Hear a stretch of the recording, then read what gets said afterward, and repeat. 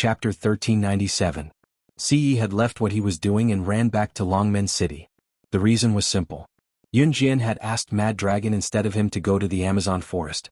Ce had gone to the Kosha mercenaries to reprimand Mad Dragon before coming here to look for Yun Jian to declare his sovereignty. Yun Jian had to wait for Muing here before heading to the Amazon forest. She had to make stops along the way with Muing. Ce was currently at his busiest and could not spare any time, so he returned to An Hun group after coming to look for Yun Jian before heading to the Amazon forest to meet Yun Jian. Ce had even brought his and Yun Jian's booklet with him after he left.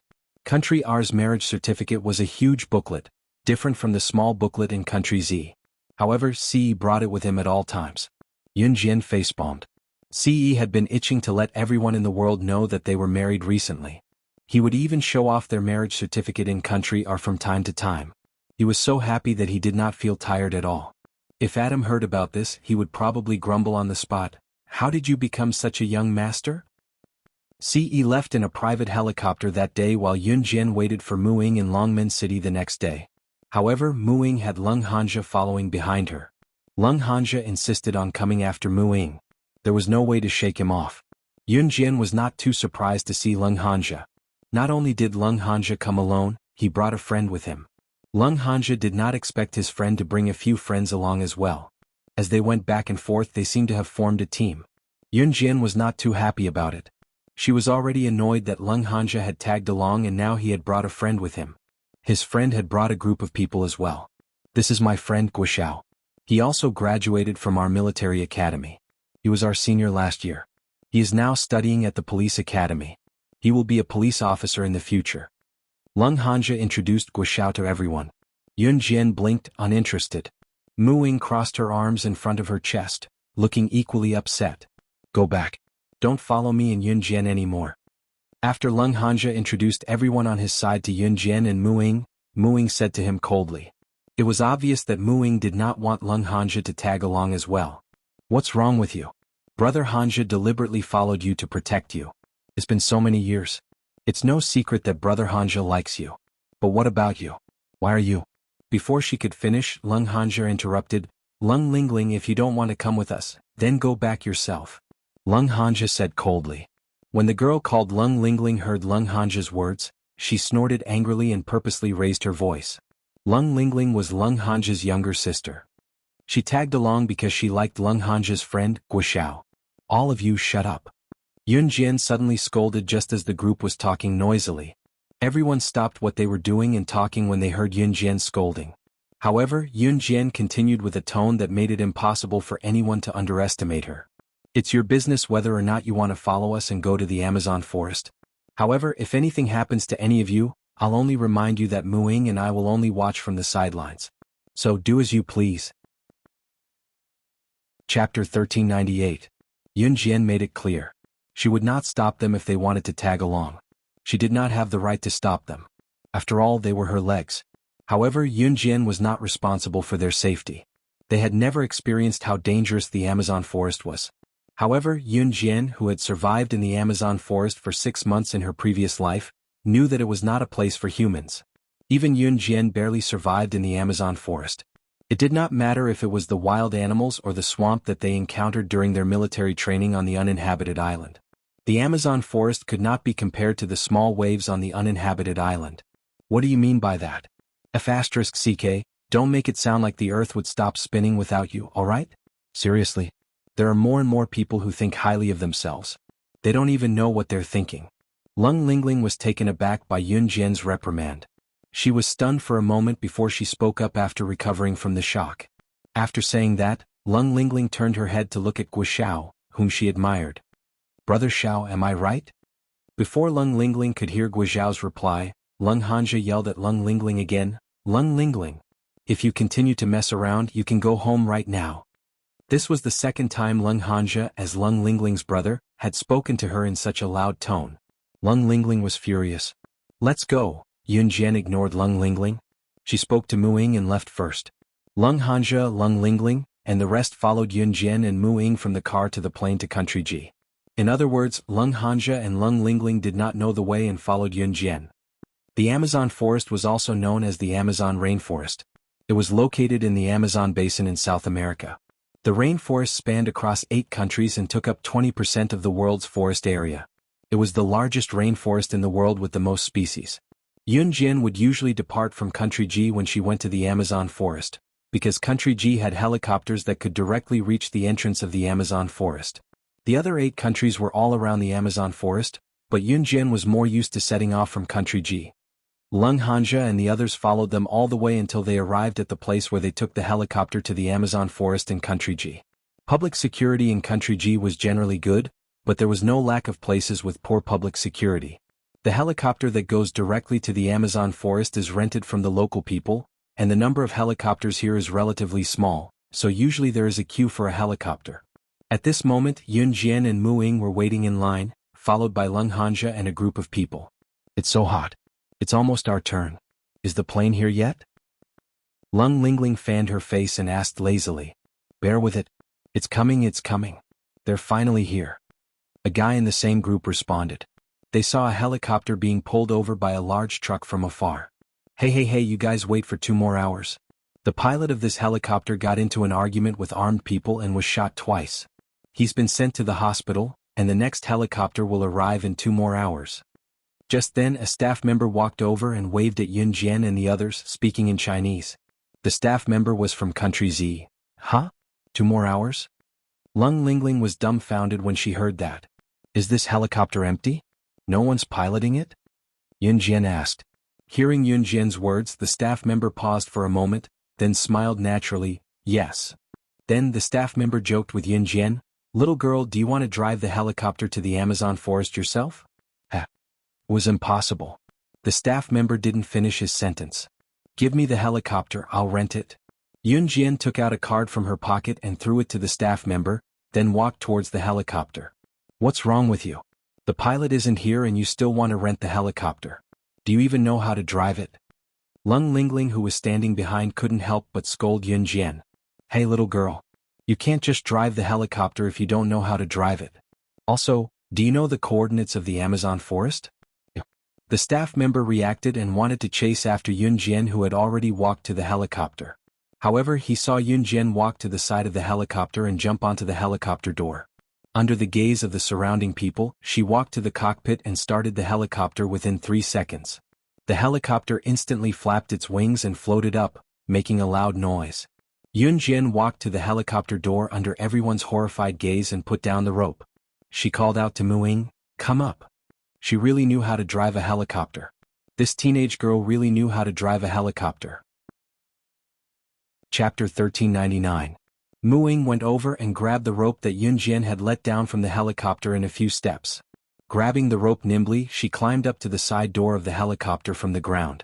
No matter how much the staff tried to dissuade and disbelieve that Yun Jian knew how to fly a helicopter, Yun Jian's actions just now and the fact that she actually knew how to fly a helicopter had completely shocked the staff. After Mu Ying jumped onto the helicopter with the rope, she stood at the side door of the helicopter and looked down at Lung Hanja, Lung Lingling, Guoxiao and the others. In the end, Mu Ying locked her gaze on Lung Hanja. The helicopter was already 3 meters above the ground. Unless Yun Jian or Mu Ying let down the rope and Lung Hanja and the others could climb onto the helicopter, Lung Hanja and the others could only get onto the helicopter. However, when the helicopter was 3 meters above the ground, it was obvious that Yun Jian did not intend to travel with Lung Hanja and the others. Hey. Alright, we know that you can fly a helicopter. Why aren't you lowering the helicopter? Quick. It's so hot that I'm about to peel off my skin. It's so hot, hurry up and let us sit on it. Lung Lingling was stunned, but she did not think too much about it. Instead, she waved at Yun Jian and asked Yun Jian to lower the helicopter so that they could sit on it. Let's part ways here. Yun Jian gave a simple reply. Yun Jian did not say anything else. Lung Lingling was taken aback by Yun Jian's words before she broke out in a torrent of abuse. Lung Lingling began to yell at Yun Jian. Mu Ying stared at Lung Hanja. She pursed her lips and said, I'm no longer the same person as before. I'm no longer the Mu Ying of the past. I've told you this more than once. Now I'm telling you the same thing. Don't come to me again. We're not from the same world. Mu Ying had told Lung Hanja more than once that they were not from the same world. She told him not to come looking for her anymore. However, every time she said that, Lung Hanja would, how are we not from the same world? Ying, there's nothing in this world that can stop us from being together. I won't give up. Lung Hanja was still yelling at the sky, refusing to admit defeat, even when Yun Jian flew the helicopter dozens of meters away. Mu Ying had rejected Lung Hanja's feelings for her more than once. She knew that Lung Hanja had feelings for her, but she was not the real Mu Ying. She could not merge herself with the real Mu Ying like Yun Jian. However, no matter what Mu Ying did, she could not get rid of Lung Hanja. This made Mu Ying feel guilty. Yun Jian and Mu Ying arrived at the border of the Amazon forest. The helicopter could enter the Amazon forest, but it was rented. Yun Jian did not plan to fly the helicopter directly into the Amazon forest. The helicopter stopped at the entrance. It was surrounded by the forest. The reason why it was called the entrance was because there were people stationed here. The staff who were in charge of the helicopter's navigation were also here. If they registered at the scenic spot, they could even have a tour guide to bring them around the Amazon forest. Of course, the tour guide would only bring them to a safe area. It was impossible for them to go deep into the Amazon forest. When Yun Jian returned the helicopter to the staff was shocked. Why was their helicopter driven by a young lady? By the time they reacted, Yun Jian was already far away. Yun Jian had just walked to Mu Ying and was about to pack her things with Mu Ying to enter the Amazon forest when a clear male voice came from behind. The male voice stopped Yun Jian and Mu Ying in time. Chapter 1400. We're not going with a group. Yun Jian immediately denied the guy's words. She didn't even look at the guy's face before she spoke. Hearing Yun Jian's simple words, the guy was stunned, but he didn't give up. Instead, he walked to Yun Jian and Mu Ying. Then he looked at Yun Jian and Mu Ying. The guy spoke again as if he was trying to persuade Yun Jian and Mu Ying to agree with him. It's not good for the two of you to enter the Amazon forest by yourselves. The Amazon forest isn't an ordinary forest. There are ferocious beasts inside. You might get into trouble if you go by yourselves. I heard that a group of people went in 2 days ago and they haven't come out yet. It's dangerous for the two of you to enter the Amazon forest without a group. Why don't you come with us? You can take care of each other. Also, we're all from country Z. It's rare to meet people from the same country here. The guy said a lot of things, but all he got was Yun Jian's rejection. I'm not going. Renzongwei, can you do it? You can't even persuade two girls. You don't even have that bit of charm. What are you doing? Another guy's voice came from the side. The other guy said as he walked towards Yun Jian and Mu Ying. Ladies, I'm Dan Qingjie. We're planning to enter the Amazon forest as a group. Ren Zongwei told you guys just now that we're short of 3 people. There are 6 of our country Z compatriots in the group. Do you guys want to come along? The guy who called himself Dan Qingjie was a handsome young guy. He was about 19 years old and looked very bright and handsome. It was not hard to tell that Dan Qingjie and his group were university students who came to the Amazon forest to play. Also, one could tell that Dan Qingjie and his group were wearing branded clothes from head to toe. Even the watches on their hands were worth more than 5,000. 5,000 was considered extremely expensive in terms of the price of watches in 1999. Just by looking at Dan Qingjie's group, it was not hard to tell that they were all university students. Usually, if a university student could come to a place like the Amazon forest to play, they would need to have a rich family to do so. But these were not in Yun Jian's consideration. After Dan Qingjie told Ren Zongwei that Yun Jian and Mu Ying were going to the Amazon alone and that it was quite dangerous, Yun Jian started to pack her bag. She ignored Dan Qingjie and took out a butterfly knife, 2 daggers and many blades from her bag. After making sure that these things could be used normally, she put them in her bag. Ren Zongwei and Dan Qingjie were just talking about Yun Jian and Mu Ying going into the Amazon forest by themselves.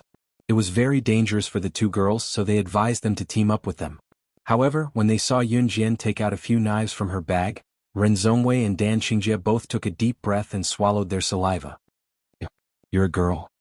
How can you bring so many dangerous things? Dan Qingjie was stunned. At that moment, Yun Jian had picked up her bag again and asked Mu Ying to follow her to the entrance of the Amazon forest. She completely ignored Dan Qingjie and Ren Zongwei's reaction. Yun Jian and Mu Ying were just about to walk to the entrance of the Amazon forest when Yun Jian suddenly saw the tour guide's introduction in Country G's language. Yun Jian frowned slightly when she saw the introduction of the tour group. She suddenly pulled Mu Ying and turned around to say to Dan Qingjie and Ren Zongwei, "We'll join your group." Chapter 1401. After Yun Jian finished speaking, Dan Qingjie and Ren Zongwei both looked up at her and said in unison, "Really? You guys are really willing to join us?" Yun Jian's previous attitude was really too cold, so it gave Dan Qingjie and Ren Zongwei an inexplicable illusion that Yun Jian would not join them. So when they heard Yun Jian's words, Dan Qingjie and Ren Zongwei felt like they had misheard. Lead the way. At this moment Yunjian nodded and said. Muing did not understand why Yunjian wanted to follow the tour group halfway. After all, following a tour group was very time-consuming and inconvenient for them. But Muing did not ask Yunjian. Just as they joined Rin Zhongwei and Dan Qingjia's group, Yunjian and Muing saw the other 4 people from Z country other than Rin Zhongwei and Dan Qingjia. Among the 4 people from Z country, 3 of them came with Ren Zhongwei and Dan Qingjia. As for the other more mature woman, she came alone. She also just joined the tour group and met Dan Qingjia and the others.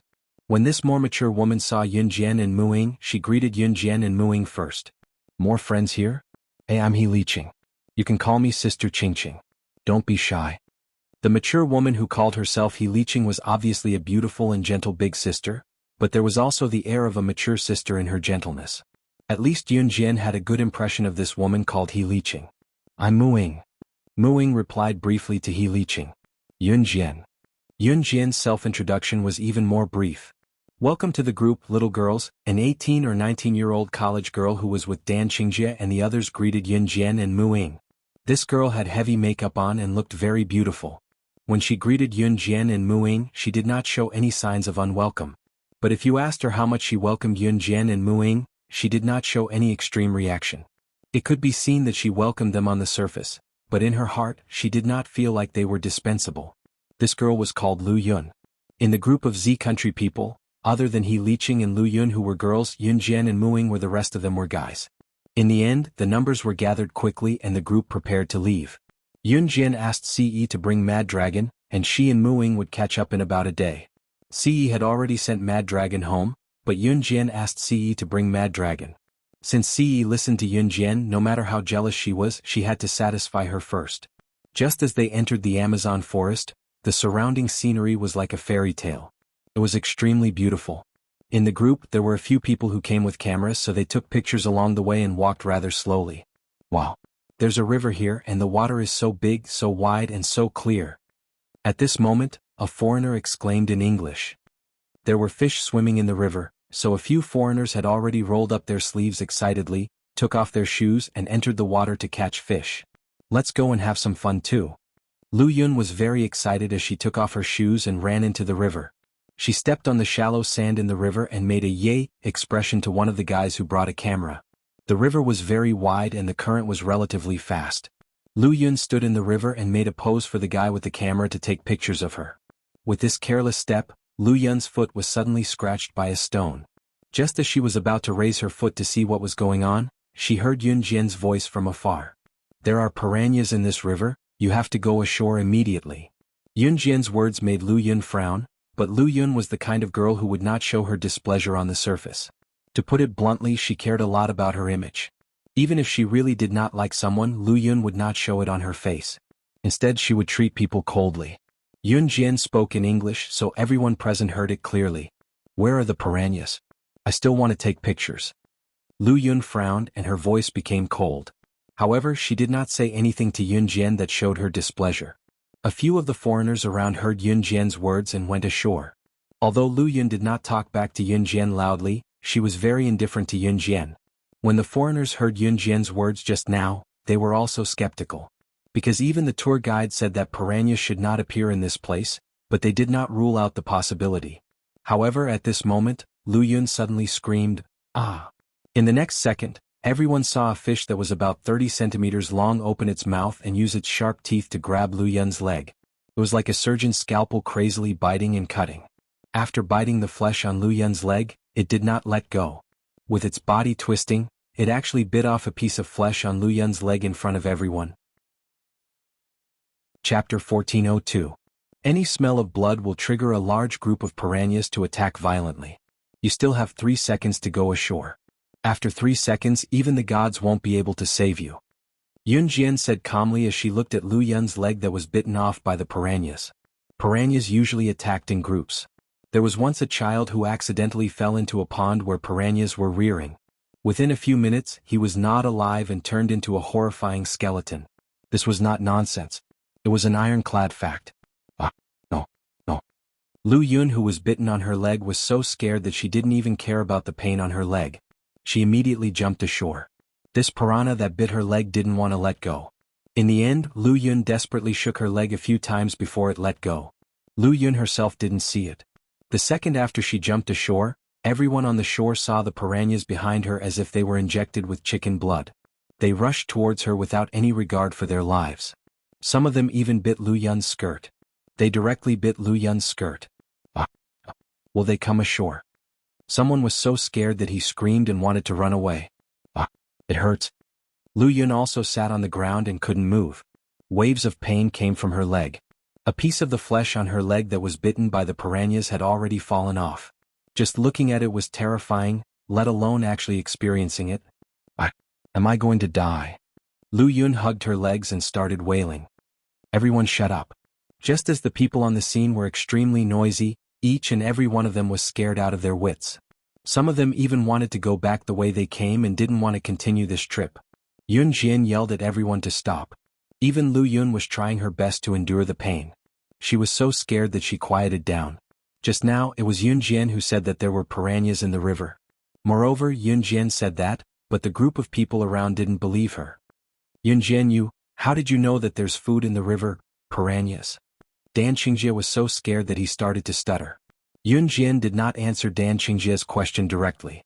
She glanced at everyone around them and spoke in English that everyone present could understand coldly. I'm sorry, but I'm sorry.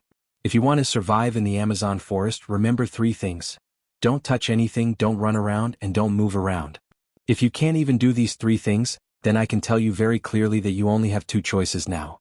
Leave this place or die. Yun Jian's gaze was as sharp as a knife. Every word that came out of her mouth was shocking. Even the tour guide who was leading the way was intimidated by Yun Jian's icy demeanor. Didn't you say that with someone guiding you, it's very safe to play in the Amazon forest? A burly man stepped forward and asked. This burly man was a foreigner and he spoke in English. Yun Jian suddenly chuckled. In the next second, her gaze turned sharp and she reached into her bag. She didn't even look and accurately took out a knife from her bag. With a fling of her arm, the blade in her hand was flung at the bulky man. You. The burly man was shocked. However, before the burly man could react, the knife in Yun Jian's hand had already flown past him. That's. Just then, someone suddenly realized that behind the burly man, a cobra was nailed to a tree by Yun Jian's knife. This person was so scared that he screamed. Everyone turned around and saw this scene. This meant that the cobra was hanging behind the burly man. If it wasn't for Yun Jian's timely action, then this burly man would have. While everyone was shocked by Yun Jian's skills, they couldn't help but feel a lingering fear. However, they heard Yun Jian laugh coldly at the burly man. You can't even protect yourself, who else can you rely on? As she spoke, Yun Jian stood in front of everyone. She suddenly took out a bunch of knives from her bag and threw them on the ground. Then she announced to everyone. Chapter 1403. The meaning of Yun Jian's words was that she would not team up with trash. The trash she referred to everyone present. In other words, although she had joined this tour group, she would not team up with anyone in the tour group. To put it bluntly, if the people present wanted to live, they had to do it themselves. Otherwise, even if someone died in front of her, she would not do it again. How can you be like this? Everyone came in with the tour group. How can you do something like watching someone die? Are you Z people all so uneducated? A blonde foreign woman pointed at Yun Jian in fluent English because she was afraid. As soon as the blonde foreign woman's voice fell, Yun Jian cast a sidelong glance at her. Her eyes emitted a sharp and eye-catching luster, coupled with the skill Yun Jian had just shown in front of everyone. The blonde foreign woman trembled and took a few steps back. Just when the blonde foreign woman was frightened by Yun Jian's frightening eyes and took a big step back, Yun Jian suddenly took a step forward. She stretched out her white slender hand and grabbed the blonde foreign woman's collar. She actually dragged the blonde foreign woman's figure to the spacious river where the piranhas gathered. The blonde foreign woman was directly suppressed by Yun Jian in 3 seconds. As long as Yun Jian gently let go, the blonde foreign woman would fall into the river and become a meal for the piranhas. The blonde foreign woman immediately realized that her collar was being pulled by Yun Jian. Her body was tilted. As long as Yun Jian let go, she would become a meal for the piranhas below. Just now, Lu Yun was bitten by a piranha and a piece of meat was bitten off. Now there are hundreds of piranhas in the river. If Yun Jian let go, let me go, the blonde foreign woman was scared. She began to struggle to escape from Yun Jian's grasp. However, Yun Jian's strength was so great that the blonde foreign woman had no room to break free. For the first time, the blonde foreign woman felt terrified and regretted what she had just said. At this time, Yun Jian's soft words reached the blonde foreign woman's ears. At the same time, everyone present was shocked. So you can choose not to listen to me. Don't worry, I'll let you experience what it's like to be uneducated. With that, Yun Jian loosened her grip. The blonde foreign woman was suppressed by Yun Jian, and the back of her head and back faced the hundreds of piranhas in the river. The blonde foreign woman could not loosen her grip on Yun Jian. If Yun Jian were to loosen her grip, the blonde foreign woman would end up in the mouths of the thousands of piranhas. This made the blonde foreign woman feel as if her scalp was numb and she was frightened. Yun Jian suddenly said this. Before the blonde foreign woman could react, Yun Jian had already let go of her hand. The blonde foreign woman immediately fell into the river with her back facing downwards. I don't want to die. At the same time, the blonde foreign woman screamed. She was scared out of her wits and didn't even know how to react. Just when the blonde foreign woman fell 10 centimeters into the river, Yun Jian suddenly reached out and grabbed the blonde foreign woman's collar again, preventing her from falling into the river. The piranhas in the river began to leap and jump, wanting to hunt the blonde foreign woman, a huge delicacy. Some of the fish even bit the blonde foreign woman's loose trousers and tore off her trousers and clothes in a few bites. Everyone present was frightened. They couldn't imagine how miserable the blonde foreign woman's fate would be if Yun Jian loosened her grip. At this time, Yun Jian's faint voice sounded in a trance. She sneered and said to the blonde foreign woman, "I can kill people easily. What's the point of not saving a life?" As soon as these words came out, coupled with Yun Jian's actions at the moment, the surrounding people were horrified. She really dared. Chapter 1404. Yun Jian's words stimulated the hearts of everyone present, especially Ren Zhongwei and Dan Qingjie, who invited Yun Jian to join their group. Ren Zhongwei and Dan Qingjie both thought that Yun Jian was just an ordinary girl, so when Yun Jian and Muing wanted to go to the Amazon forest alone, they came to invite them. That was because Yun Jian and Muing were two girls, and under the circumstances where it was dangerous for them to go alone, the possibility of them joining the group was higher. Later on, Yun Jian and Muing really joined their tour group, which made Ren Zhongwei and Dan Qingjie even more certain that Yun Jian and Muing were just weak girls. But Yun Jian's performance just now was not weak at all. That strange skill, that amazing observation. If it wasn't for Yun Jian, whether it was Lu Yun or the foreign man, they would not be able to escape death. Just when the blonde foreign woman was scared out of her wits, Yun Jian directly pulled her up from the river, and then stretched out her leg to kick the blonde foreign woman away. The blonde foreign woman was already scared out of her wits. After being thrown to the ground by Yun Jian, the foreigners who were with her immediately came forward to help her up. Yun Jian turned around. After she scared the blonde foreign woman, she walked over and picked up the blades that she had spread out on the ground. A piece of flesh on Lu Yun's leg was bitten off by the piranhas. Among the few people in the tour group there was a medical staff. This medical staff anesthetized Lu Yun's leg, and Lu Yun temporarily did not feel pain. Yun Jian picked up the blades on the ground one by one, and then in front of everyone, hid the blades one by one in every corner of her body. These blades were hidden by Yun Jian in her hair, clothes, and everywhere she hid, the blades completely disappeared without a trace. Yun Jian, on the other hand, was the same as when she first arrived. There was no trace of a hidden weapon on her.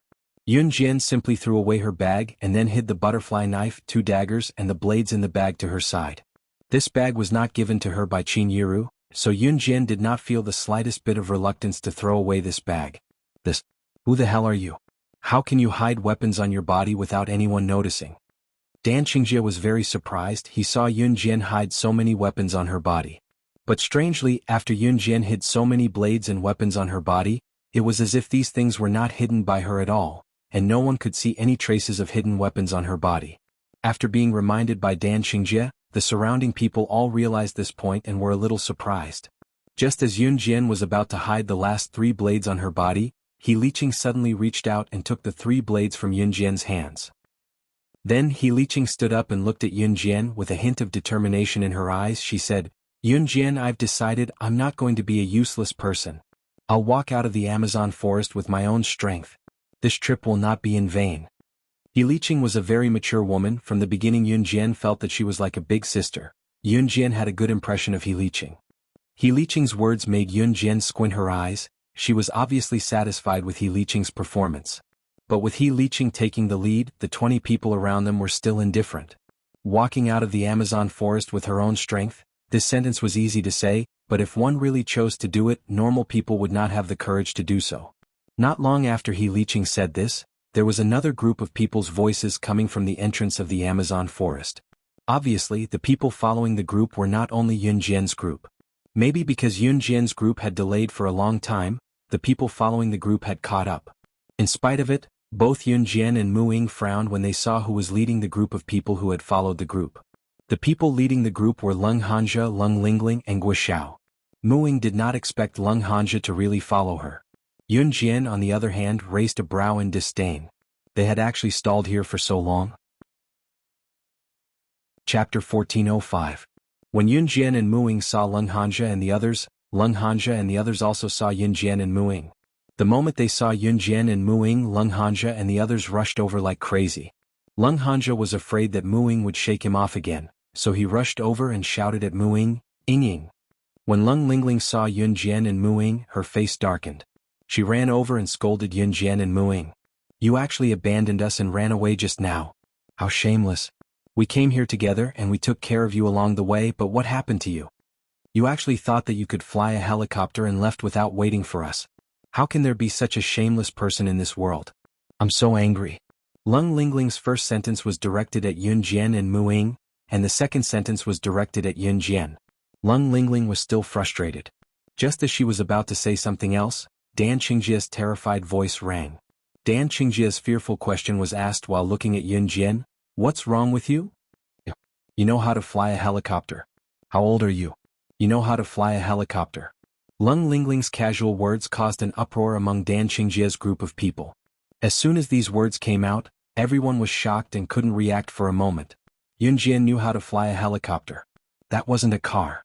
It was a helicopter. A helicopter pilot had to learn for a few years before he could officially operate a helicopter, let alone fly one. "I'm a pilot. I accidentally saw this girl from Z country flying a helicopter." At this moment, a clean-looking foreign man with a high-nose bridge and brown hair spoke in English. Everyone present could speak English and their English was not bad. So when the foreign man spoke, everyone turned to look at Yun Jian. However, the foreign man who claimed to be a pilot exclaimed, and his tone was full of admiration for Yun Jian. "I've been flying for more than 10 years and I've seen many old pilots operate a helicopter. Today is the first time I've seen a girl operate a helicopter with such precision. This doesn't seem like something a teenage girl can do. Even my master, Captain Mitterrand, can't fly a helicopter so perfectly like her. She avoided the airflow and operated it smoothly without any turbulence." The foreign man who claimed to be a pilot had already reached the point of admiration for Yun Jian. When the people around them heard the foreign man's words, they were all stunned. Leng Lingling originally wanted to scold Yun Jian, but she didn't know that the people around her admired Yun even more. "What are you bragging about? Who knows if you're with her and purposely praising her?" Leng Lingling glared fiercely at Yun Jian, and just when she was about to refute, Yun Jian suddenly narrowed her eyes and she felt the slight change in the atmosphere. In the next second, the birds and beasts in the silent forest suddenly screamed and retreated as if they had met their natural enemy. "What's wrong?" Suddenly feeling the silence around her, and the chirping of the birds and beasts before they left, Leng Lingling was so scared that she trembled violently. Then she asked in fear. Just as he asked the question, a group of black people jumped out from all directions. These people were wearing clothes made of various animal skins. A few of them were bare-chested, and they held sharp wooden weapons in their hands. They surrounded Yun Jian and the others in the middle. When they saw these people, who jumped out from all directions, the people around them exclaimed. The tour guide even shouted in surprise. Chapter 1406. When the tour guide saw the group of savages suddenly rushing out of the forest, he was obviously shocked. There was one reason for this shock, and that was that this group of savages was actually called the Savages tribe. There wasn't much difference between the savages and ordinary humans, but there was one difference. Although the savages didn't look much different from ordinary humans, their way of life was completely different. The savages in the Savages tribe were used to wearing clothes made of animal fur. Even their weapons were the most primitive bows and long weapons. The Savages tribe had their own language of communication and they were usually as ferocious as beasts. Although the tour guide knew that there was a Savages tribe somewhere in the Amazon forest, he was never worried about encountering savages. That was because the savages in the savages tribe had their own territories. Other than a few Amazon forests, they would never enter other territories. They were the kings of the Amazon forest. They had their own territory in the Amazon forest. They would never leave their territory to look for food in other places and would never allow outsiders to enter their territory. If anyone trespassed into their territory, they would take the initiative to attack the humans who strayed into their territory. If the savages were so ferocious, why didn't they use modern firearms to subdue them? There was only one explanation for this problem, and that was that in the Amazon forest, these savages were the kings of the jungle. They were familiar with the terrain and knew how to use the terrain to avoid guns. They could even jump around freely like monkeys using the branches and vines of the forest. That was why guns could not hit the savages. Entering the savages' tribe was a huge taboo in the Amazon forest. The tour guide's job was to avoid the risk of entering the savages' tribe and bring the tourists to the Amazon forest. However, the savages who had never left their territory in the savages' tribe suddenly appeared here and surrounded them. It was obvious that they were not friendly. At that moment, even the tour guide did not know why. Go go go go go go. The savages started talking in their own language after they appeared. Yun Jian squinted her eyes and did not move. Lung Lingling, who was scared out of her wits after hearing the tour guide's words, suddenly turned around and screamed, "I don't want to be eaten." She wanted to run but was knocked unconscious by a savage after taking 2 steps. Not long after, the dozens of people present were suppressed by this group of savages. Yun Jian and Muing did not resist. There were a lot of savages and they quickly tied up Yun Jian's group with vines and brought them to the tribe. It was already 3 o'clock in the afternoon when they were brought to the savage tribe. Yun Jian and dozens of others were exposed to the sun. The group of savages grabbed their long weapons and rushed to the cave noisily. "What is this place? Will we be eaten?" Lung Lingling screamed as soon as she was put down. With Lung Lingling's shout, the dozens of people around her were immediately frightened. Their faces were extremely pale, and they were all worried about what would happen next. Yun Jian narrowed her eyes and looked around. Her heart was slightly touched. This place was still the same as before. Nothing had changed. Just as he was thinking about this, he saw the group of savages surrounding an older savage walking out of the cave. The group of savages were talking in their own language with a ji-gu-gu sound. The older savage was obviously the leader of this group of savages. After the barbarian leader walked over, a few of the barbarians carried out a few large pots from the cave. Lung Lingling could not hold it in any more when she saw the pots. She said with tears flowing down her face, They are really going to eat us. I don't want to be eaten, I don't want to woo-woo." As she screamed, she struggled to break free from the vines but to no avail. The savages surrounded the leader of the savages and surrounded Yun Jian's group. At the same time, this group of savages was talking in a language that no one could understand. After a while, the pots were lit on fire. The size of the pots was just right to contain a living person. Seeing this, not only Lung Lingling, everyone screamed. However, the vines were very strong. No one could break free from the vines. The leader of the savages said something and there were already savages walking towards Yun Jian's group. Just as those savages were about to reach Yun Jian's group, Yun Jian suddenly shouted at the leader of the savages. Even if they were going to be eaten, there should be an order. With Yun Jian's shout, those savages immediately noticed Yun Jian's group. Lung Lingling and a few others were beside Yun Jian. Lung Lingling was already so scared that she did not dare to say a word.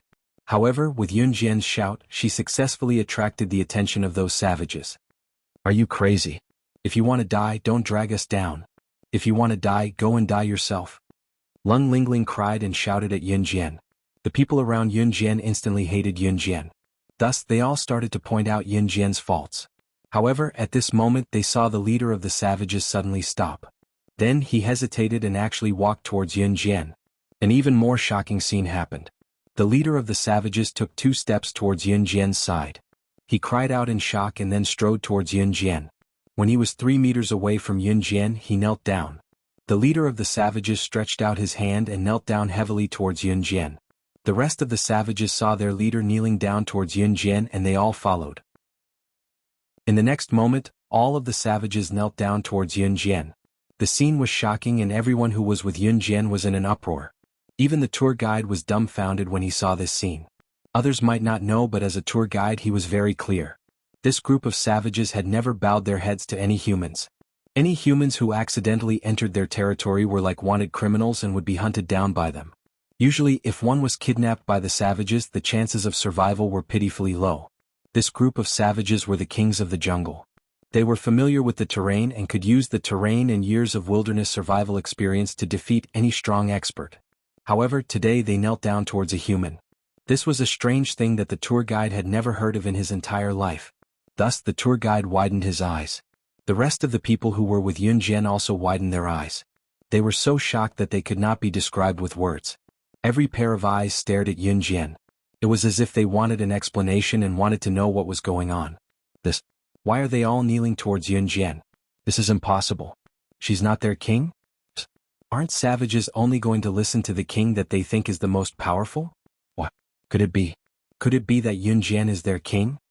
Dan Qingjie was so shocked that his eyeballs were about to fall out.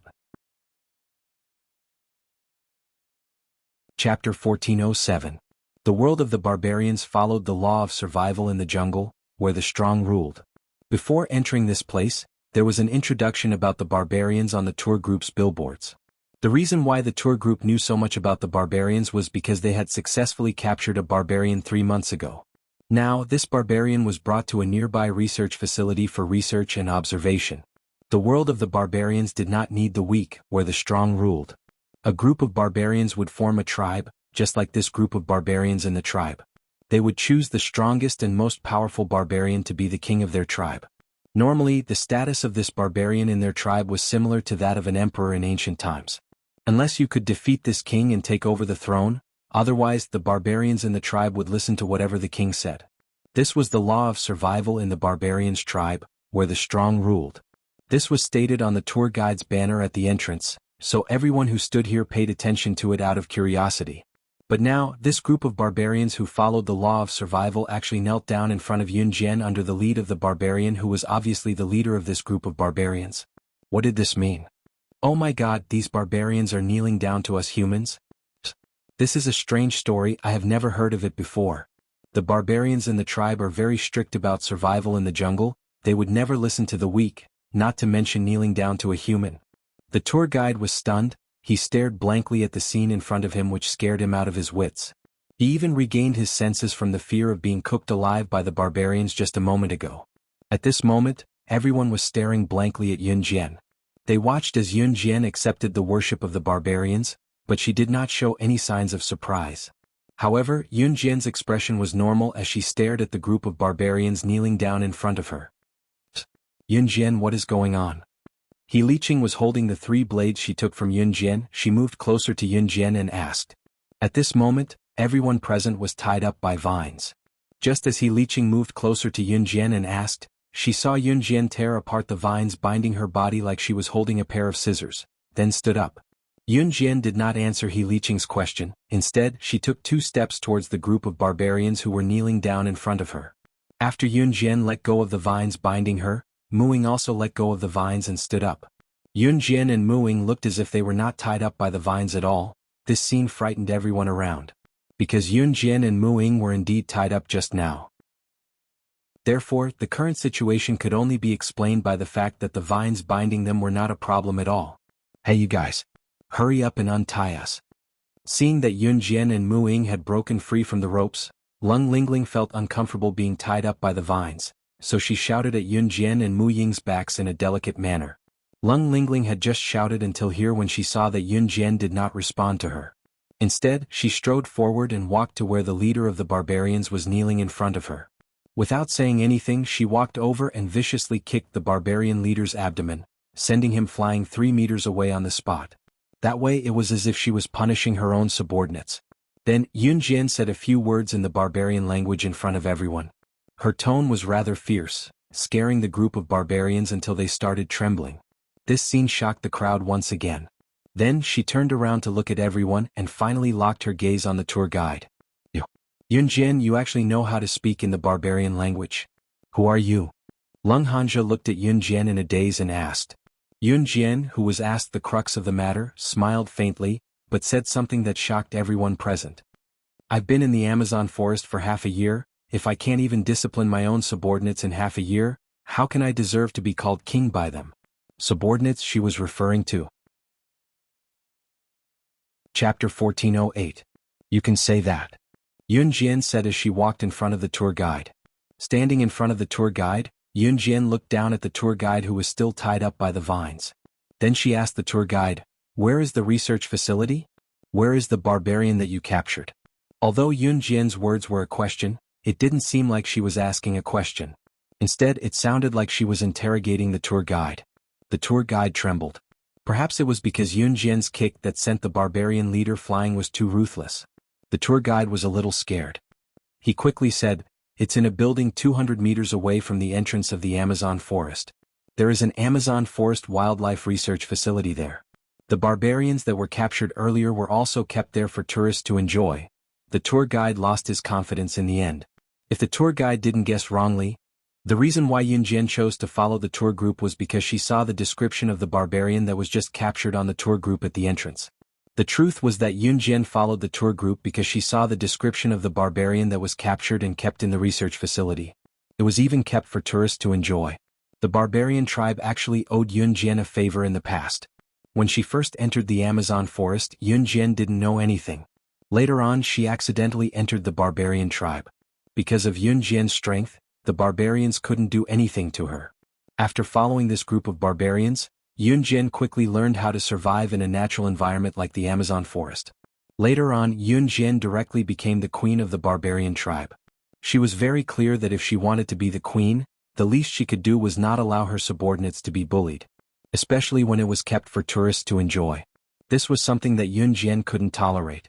That was why Yun Jian joined the tour group to find out more information. As for why the barbarians left their own territory to attack the humans, it was because after the previous barbarian was captured, the barbarians who had a collective consciousness wanted to find their companion that was captured.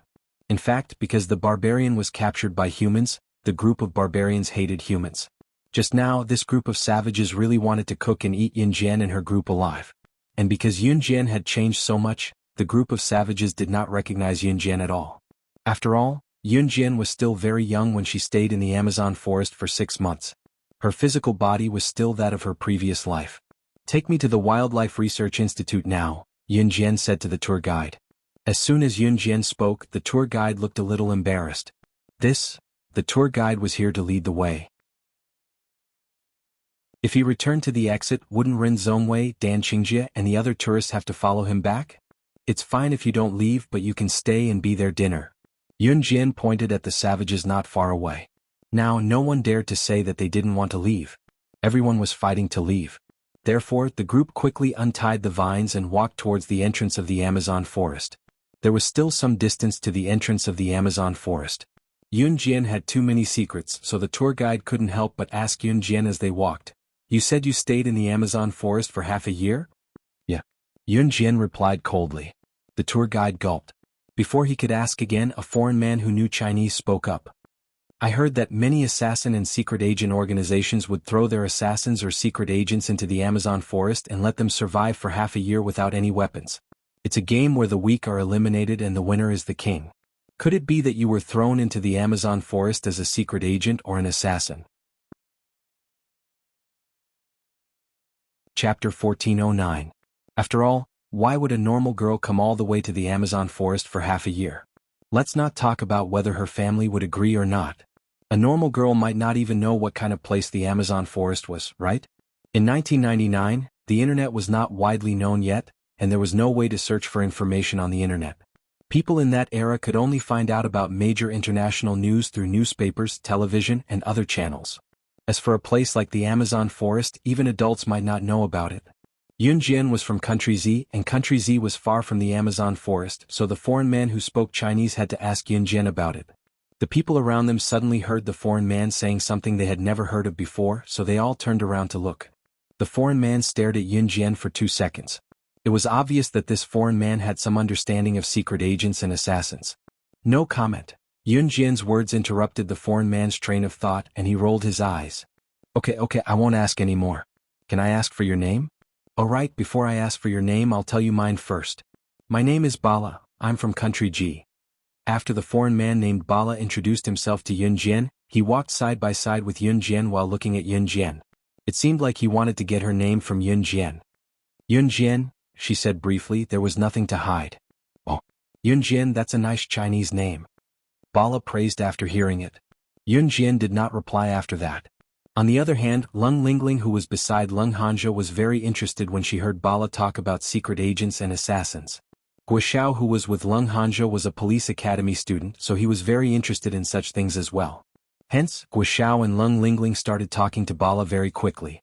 Lung Lingling especially, she had never heard of secret agents and assassins, so she started chatting happily with Bala. Do secret agents and assassins really exist in this world? I always thought that they only existed in movies. Lung Lingling said to Bala longingly. Bala laughed heartily and then said to Lung Lingling, "Of course it exists. And it's very likely that it's right next to you."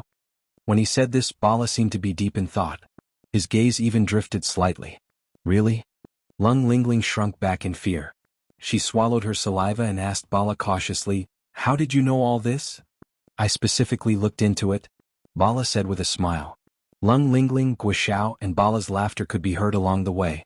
Yun Jian and Mu Ying, who were walking at the front, remained calm and collected. Lu Yun's leg was bitten by the piranhas. At this moment, because she was anesthetized, she was supported by someone to move forward. For the time being, there was no fatal pain. At this moment, Lung Lingling, who was standing behind Yun Jian, once again asked Bala with an expectant tone, "Then who is the best secret agent or assassin in this world? Do you know?" Hearing Lung Lingling's question, Bala paused for a moment before answering Lung Lingling seriously. At the same time, his tone became solemn. "If you ask who is the best secret agent or assassin in this world, it's none other than the #1 secret agent, slaying God." Hearing the two words slaying God, even Lung Lingling, who had always ignored Yun Jian, could not help but become more solemn. When the people around them heard the two words, they paused in their steps as well. However, Bala's words were heard again. Slaying God, the #1 secret agent on the secret agent ranking, is the best secret agent in this world. She's the only secret agent who has escaped the control of an Hun organization.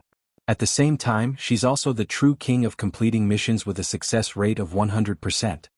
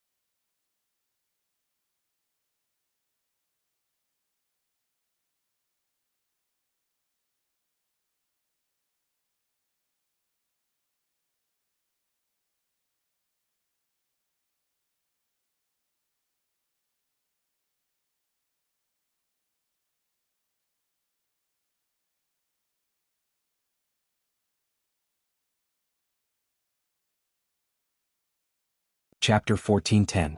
Lung Lingling's tone was cautious when she asked the question, as if she was afraid that she might have asked something she should not have. In Lung Lingling's opinion, Bala must be an outstanding talent to know about such a powerful character. Therefore, Lung Lingling's attitude toward Bala was filled with obvious admiration. Yes, she's definitely the most powerful character on the secret agent and assassin leaderboard. Bala nodded solemnly at Lung Lingling. "Oh yeah, who's the Hun organization that you mentioned earlier?" Guoxiao asked, catching on to a detail that Bala had mentioned earlier. Bala patiently explained to Guoxiao as soon as Guoxiao opened his mouth to ask. The Hun organization is the world's top assassin organization. Its position is on par with the kosher mercenaries. If you accidentally offend the Hun organization or the kosher mercenaries internationally, you'll be hunted down and killed.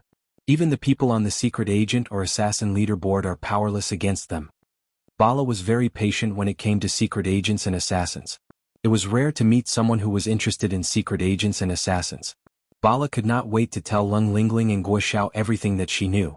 Then, does that include the most powerful slaying god that you mentioned earlier? Lung Lingling's tone was filled with admiration when she mentioned slaying god. It was as if she was talking about someone whom she admired the most. Lung Lingling's tone even became cautious. Ever since Bala, Lung Lingling and Guo mentioned slaying god, Yun Jian's ears kept ringing. Yun Jian listened but did not say a word. However, Bala continued, "No. Slaying god is an exception. I think even if slaying god offended the Inhun organization, they won't be able to take her down.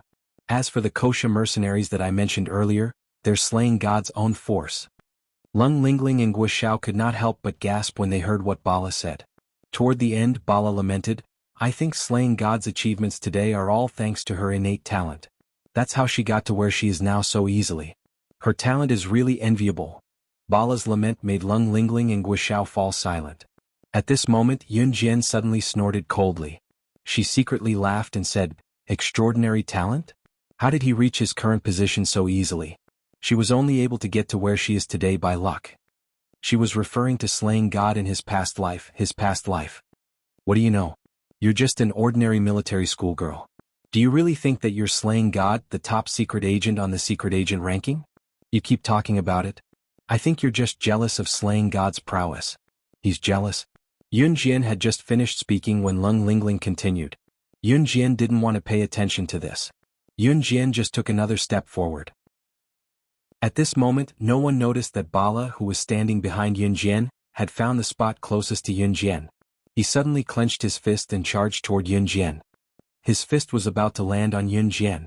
No one expected such a turn of events. While everyone was still in shock, they saw Yun Jian, who was walking in front, turn sideways reflexively.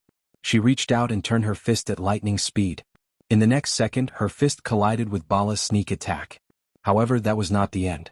The moment Yun Jian's fist collided with Bala's, her hand snaked nimbly around Bala's wrist like a snake's body. In less than 3 seconds, Yun Jian had grasped Bala's weak spot.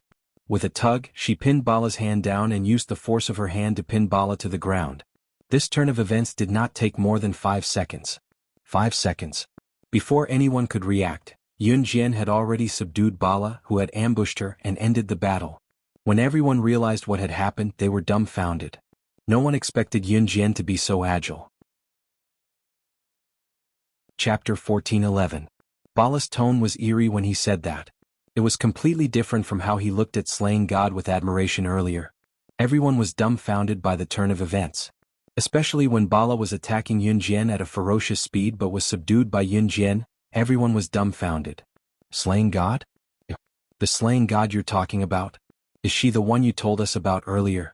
Lung Lingling's eyes widened. When the incident happened, Lung Lingling's eyes were wider than anyone else's. She stared at Yun Jian and Bala blankly, asking in disbelief. "Isn't she Yun Jian? How could she be?" Guo asked in horror. He shook his head and stared at Bala and Yun Jian. He wanted to know the truth. Their instincts told them that the slaying god that Bala mentioned earlier really existed in this world. However, that person was Yun Jian right in front of them? This was something that no one present was willing to believe. However, even if they did not believe it, they were still dumbfounded. Yun Jian narrowed her eyes. She grabbed Bala, but before she could speak, Bala had already turned his head to the side.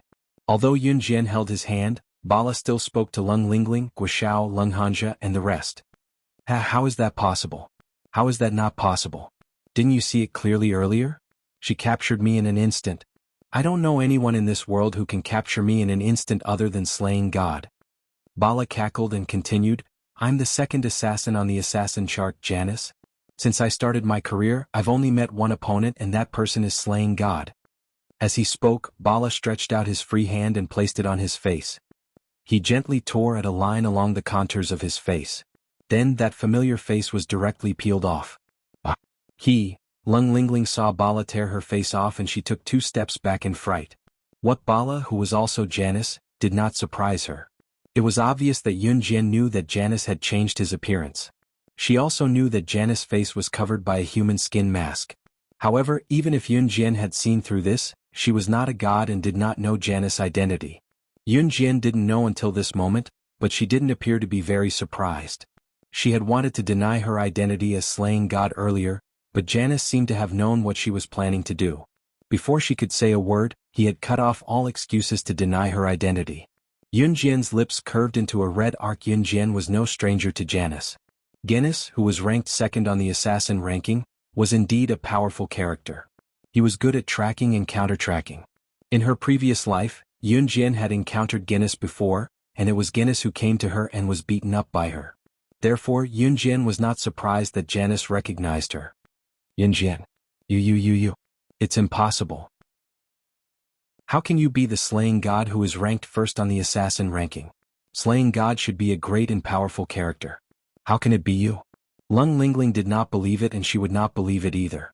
The people around them looked at Yunjian in disbelief. Everyone thought so. After all, Yunjian was still young. I'm afraid you're the only one in this world who came to me to be beaten up. Janice, it's been a long time. Yunjian's lips curved into a red arc. Everyone was shocked and in disbelief when she said that calmly.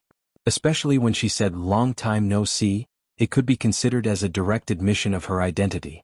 Lung Lingling, Guishao, Lung Hanja and the rest were dumbfounded.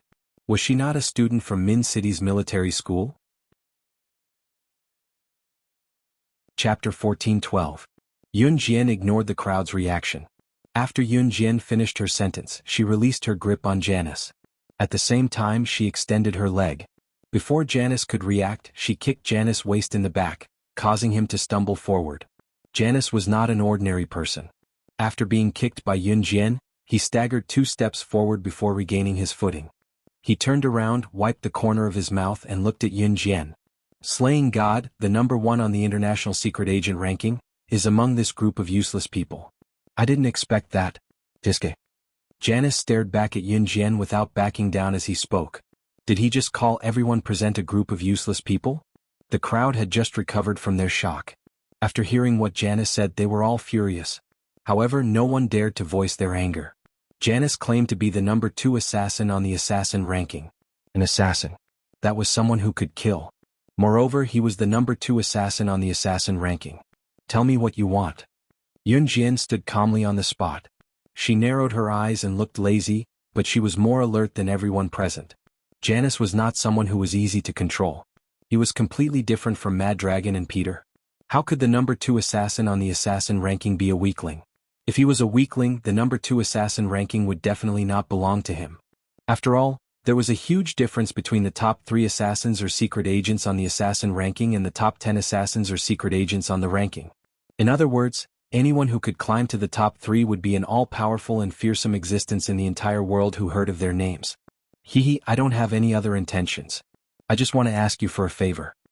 Janice did not beat around the bush and asked Yunjian directly in front of the stunned crowd. Initially, the crowd thought that since Yunjian was also a powerful character, she would definitely reach an agreement with Janice, who was equally powerful. After all, it was common knowledge to have one more friend and one less enemy.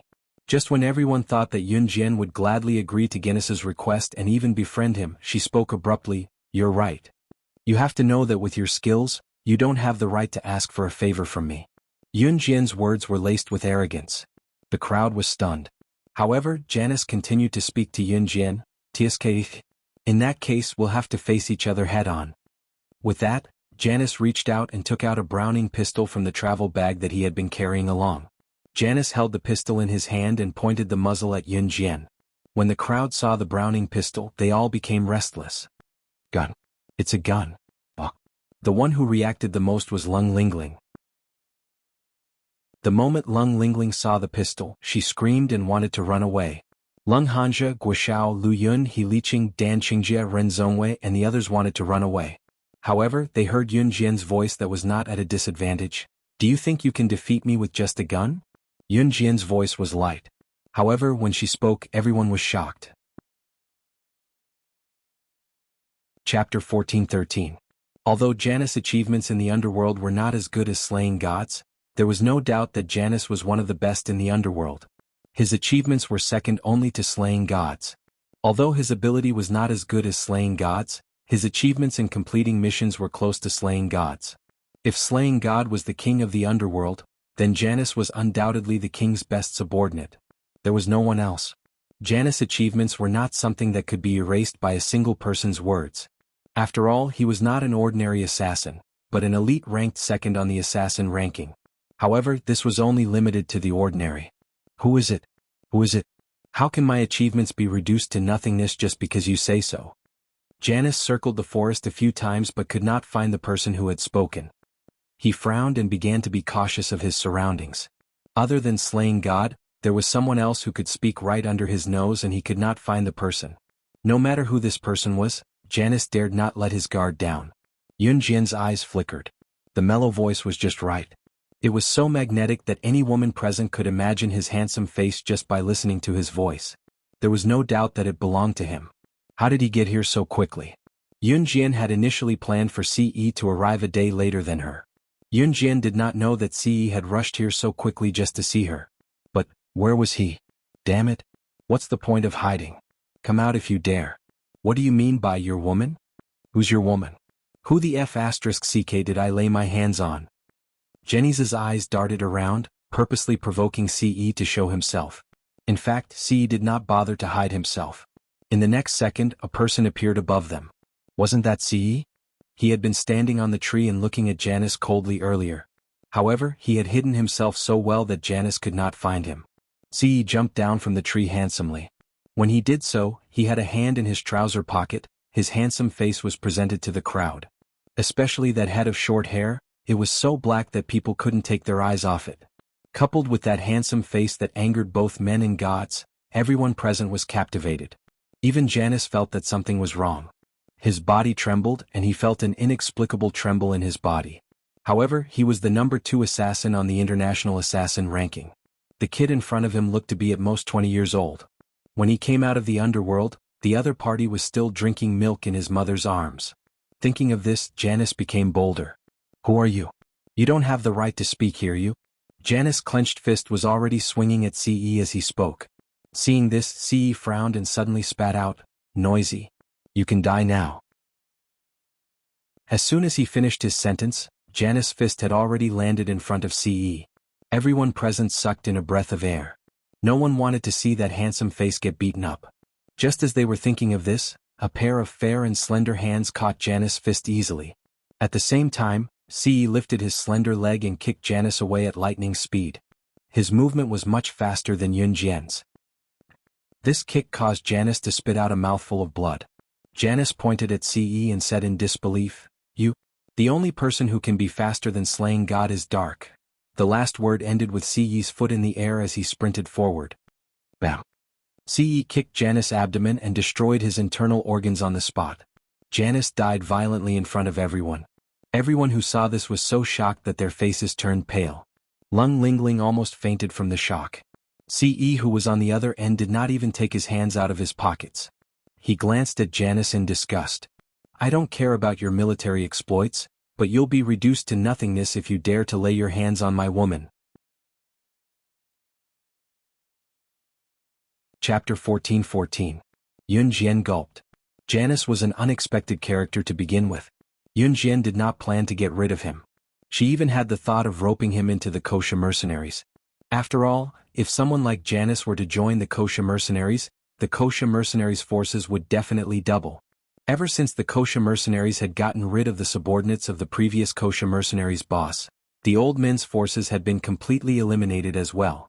Of course, the consequence of this was that the kosher mercenaries' forces had yet to be reorganized for quite some time. Therefore, Yunjian's favorite thing to do now was to rope people into her kosher mercenaries. However, with CE's interference, just as she thought about it, a hand appeared around her waist. CE pulled Yunjian into his arms and pressed himself against Yunjian, his deep voice coming from above. Xiaojian, what are you thinking about? Why did you kill him? Yunjian asked with a frown. CE's expression darkened at the question. Isn't it better to kill him? I wanted to invite him to join the kosher mercenaries, Yunjian stated her intention. Xiaojian, as long as you serve me well, the entire Hun group will be yours. I'll be yours too. CE could not hold himself back and murmured softly against Yunjian's earlobe. Of course, these were all whispers between Yunjian and CE. The people around them could only see CE killing Janus and walking to Yunjian to lean against her. Other than that, they could not see anything else. CE's words made Yunjian blush. She nudged CE quickly and thought of something else. Where's Mad Dragon? Over there. How could he not listen to his wife and bring Mad Dragon over? Ce pointed in that direction. Yunjian turned to look and saw Mad Dragon sauntering over lazily. Yunjian could clearly see that Muing, who was standing not far away, froze when she saw Mad Dragon. Muing was still young when she died. She was only about 9 years old. Mad Dragon was still young back then as well. A person's appearance would change with age, but a person's silhouette would not change much. This was why some people could tell whose childhood photo it was at a glance. The moment Muing saw Mad Dragon, she was stupefied. Of a sudden, she realized that she was no longer who she used to be. She did not even have a body. She was only left with a consciousness. This consciousness was transferred to this little girl by the perverted professor back then. Right now he was like a walking corpse. What right did she have to see him? Lung Hanja could clearly see the change in Mu Ying's expression when she saw Mad Dragon. He felt very uneasy. Ying. Lung Hanja looked at Muing. He wanted to help Muing up, but Muing did not let him touch her and ran into the depths of the forest. Mad Dragon, who was standing far away, felt Mu Ying's gaze. He suddenly retracted his lazy posture. When he glanced at Muing, he felt a sense of familiarity. Yunjian knew that Mad Dragon and Muing had a relationship when they were in the organization. After Muing died, Mad Dragon killed the group of people who had tricked him into going out. He could not make it back in time to save Muing. To this day, Mad Dragon did not have any women by his side. Not a single one. Ever since Muing died, Mad Dragon's world was only filled with killing, killing, and killing. He only knew how to use killing to numb himself. Yunjian suddenly walked in front of Mad Dragon. She signaled to Mad Dragon that Muing had run away and said, "Do you still remember MY?" Yunjian did not point it out, but Mad Dragon suddenly realized something. In the next second, Mad Dragon ran madly towards Muing. Muing ran as fast as she could. Her strength had stagnated at the age of 9. She did not give up on training after her consciousness was sucked into this body by the perverted professor. However, she knew that she was no longer a complete person, and she was not worthy of meeting Mad Dragon. She did not even have her own body. Muing ran faster and faster. In the end, she didn't even notice the vines on the ground. She was tripped by the vines and fell to the ground, but she didn't feel pain. She just sat on the ground and silently let her tears flow. She did not know why she was crying. "My silly girl, I have been looking for you for more than 10 years. You are still as silly as before." Suddenly, a soft male voice came from behind. Muing paused. She knew who the male voice was, but she did not dare to turn around. However, she felt the owner of the male voice squat down and hugged her from behind. He pulled her up from the ground with one hand and then pulled her into his arms. Chapter 14-15. After Mad Dragon finished speaking, Mu Ying's body trembled even more. It was a feeling of agitation, excitement, happiness, and despair. She didn't know what to say, and neither did Mad Dragon. The two of them stood there in a daze. Mad Dragon hugged her and didn't move an inch. It wasn't until the sound of footsteps came from behind her and a furious male voice rang out that everything was stopped. This furious male voice came from the mouth of the boy she had been familiar with for more than 10 years, but had never fallen in love with. "Who are you? Let go of my Ying." After Yunjian saw Muing running away, Mad Dragon chased after her. In the end, Lung Hanja chased after her as well. After Lung Hanja chased after her, Lung Lingling, Guoxiao, and the rest all ran after her. The only people left standing were Dan Qingjie and the two groups of tourists. When Yunjian saw this, she also ran over. Before she ran over, she said to Ce, "I'll go take a look." After Yunjian went over, Ce scanned the scene with a pair of sharp eyes. Then she left with Yunjian, "I'll kill whoever dares to come over." Coupled with the sight of Janice's corpse on the ground, everyone's legs stiffened. At this moment, no one dared to follow them. However, they didn't dare to leave this place on their own. After all, this was the Amazon forest. Coupled with the danger they had encountered previously, this group of people could only stand there and wait for Yunjian to return. When Yunjian arrived, she saw Lung Hanja looking at Mad Dragon hugging Muing. He roared at Mad Dragon, "Who are you? Let go of my Ying," and rushed forward. Lung Lingling, who was standing behind Lung Hanja, shouted at Lung Hanja's back, "Brother!" Then she glared hatefully at Muing, who was being hugged by Mad Dragon from behind. "It's all her fault. It was all her fault. Go to hell. Why don't a fickle woman like you go to hell? My brother has been chasing you for so many years. If you were a human, you would have responded to him long ago. What about you? Not only did you not respond to him, but you even hugged another man. How shameless." Lung Lingling didn't give any face to Mu Ying and cursed her with all kinds of words. Just as Lung Hanja was about to run forward and try to pull Mad Dragon away from Mu Ying's waist, Mad Dragon suddenly reached out a hand and grabbed Lung Hanja's collar. Lung Hanja was thrown far away. Brother. You two are having an affair. Shameless. Lung Lingling saw her brother Lung Hanja being thrown out. She was so angry that she wanted to rush over. Lung Lingling wanted to rush forward, but she was caught by Yun Jian. Yun Jian grabbed Lung Lingling's collar and slapped her 3 times. Slap, slap, slap. The 3 slaps were exceptionally loud in the silent forest. When Lung Lingling came back to her senses, she glared at Yun Jian angrily. How dare you hit me? Why wouldn't I dare to hit you? Your brother's feelings for Mu Ying are just one-sided. Does she have to be with your brother just because he likes her? Yun Jian scoffed. No. Ying and I are from the same world. Since we were young, everyone around us said that we're a match made in heaven. Moreover, we're both from military families, so we're the best match. He's a despicable person. He's a despicable person. Lung Hanja was in pain, but he endured it and got up from the ground. He pointed at Mad Dragon and said hatefully. Yun Jian laughed when she heard that. She sneered and asked Lung Hanja, "Do you know who I am?" Lung Hanja, Lung Lingling, and the rest only reacted when they heard Yun Jian's question. She was a secret agent. The kind that could kill. Moreover, she was the #1 secret agent on the International Secret Agent ranking, slaying God. Just as they thought that, they heard Yun Jian say with a smirk, "She's the same as I am. She, who once lived a life of war, will never be from the same world as you." Yun Jian's words stunned Lung Hanja and Lung Lingling. What? Mu Ying? Chapter 14-16. They would never be from the same world? Is Mu Ying was also a secret agent? Lung Hanja was stunned. He had never thought of this possibility. Lung Hanja was already shocked when he found out that Yun Jian was the #1 secret agent on the secret agent ranking list. He never expected Yun Jian to say that he and Mu Ying would never be from the same world. Because was she the same as Yun Jian? No. That's impossible. Ying has always been by my side since I was young. She never left me. How could she be the kind of person you're talking about? I don't believe it. You're that kind of person yourself. Don't compare my Ying to you. Lung Hanja loved Mu Ying to the point of insanity. He didn't believe Yun Jian's words at all. He even yelled at Yun Jian. Yun Jian chuckled at Lung Hanja's words. Mu Ying stood up and let go of Mad Dragon's embrace. She stopped Yun Jian. Yun Jian, this is my problem. I'll settle it myself. Mu Ying had recovered from the tense atmosphere. Okay. Yun Jian nodded and stood beside Ce, who had just walked over. Lung Hanja looked at Mu Ying with pleading eyes, as if he wanted to get the answer he wanted. But Mu Ying said, Yun Jian is right. I'm not the real Mu Ying.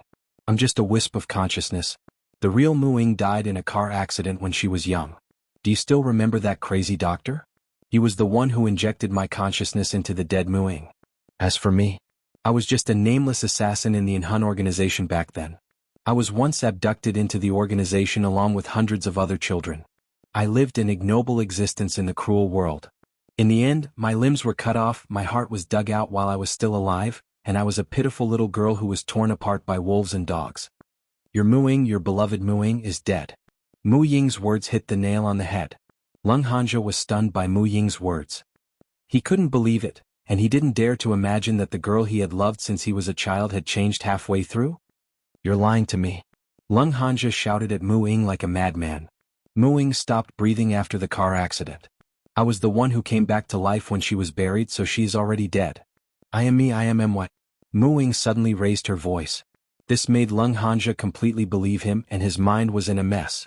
If that was the case, then what was he? Did he love the young Mu Ying or the current Mu Ying? What was he after? Lung Hanja sat on the ground, completely paralyzed. How did you die? Cut off your limbs? Dug out your heart? Torn apart by wolves and dogs? This is a lawful society. How could such a cruel thing happen? Lung Lingling didn't care if Lung Hanja believed it or not. Lung Lingling's focus wasn't on the fact that Mu Ying was no longer the Mu Ying she used to be. Lung Lingling, Guoxiao and the others were just normal students after all. They had never heard of such a horrifying way of dying. Not to mention that such a horrifying person was standing right in front of them. Lung Lingling felt a chill run down her spine. Mu Ying didn't reply to Lung Lingling, but Yun Jian did. Yun Jian smirked and told Lung Lingling, "You're right." Chapter 14:17.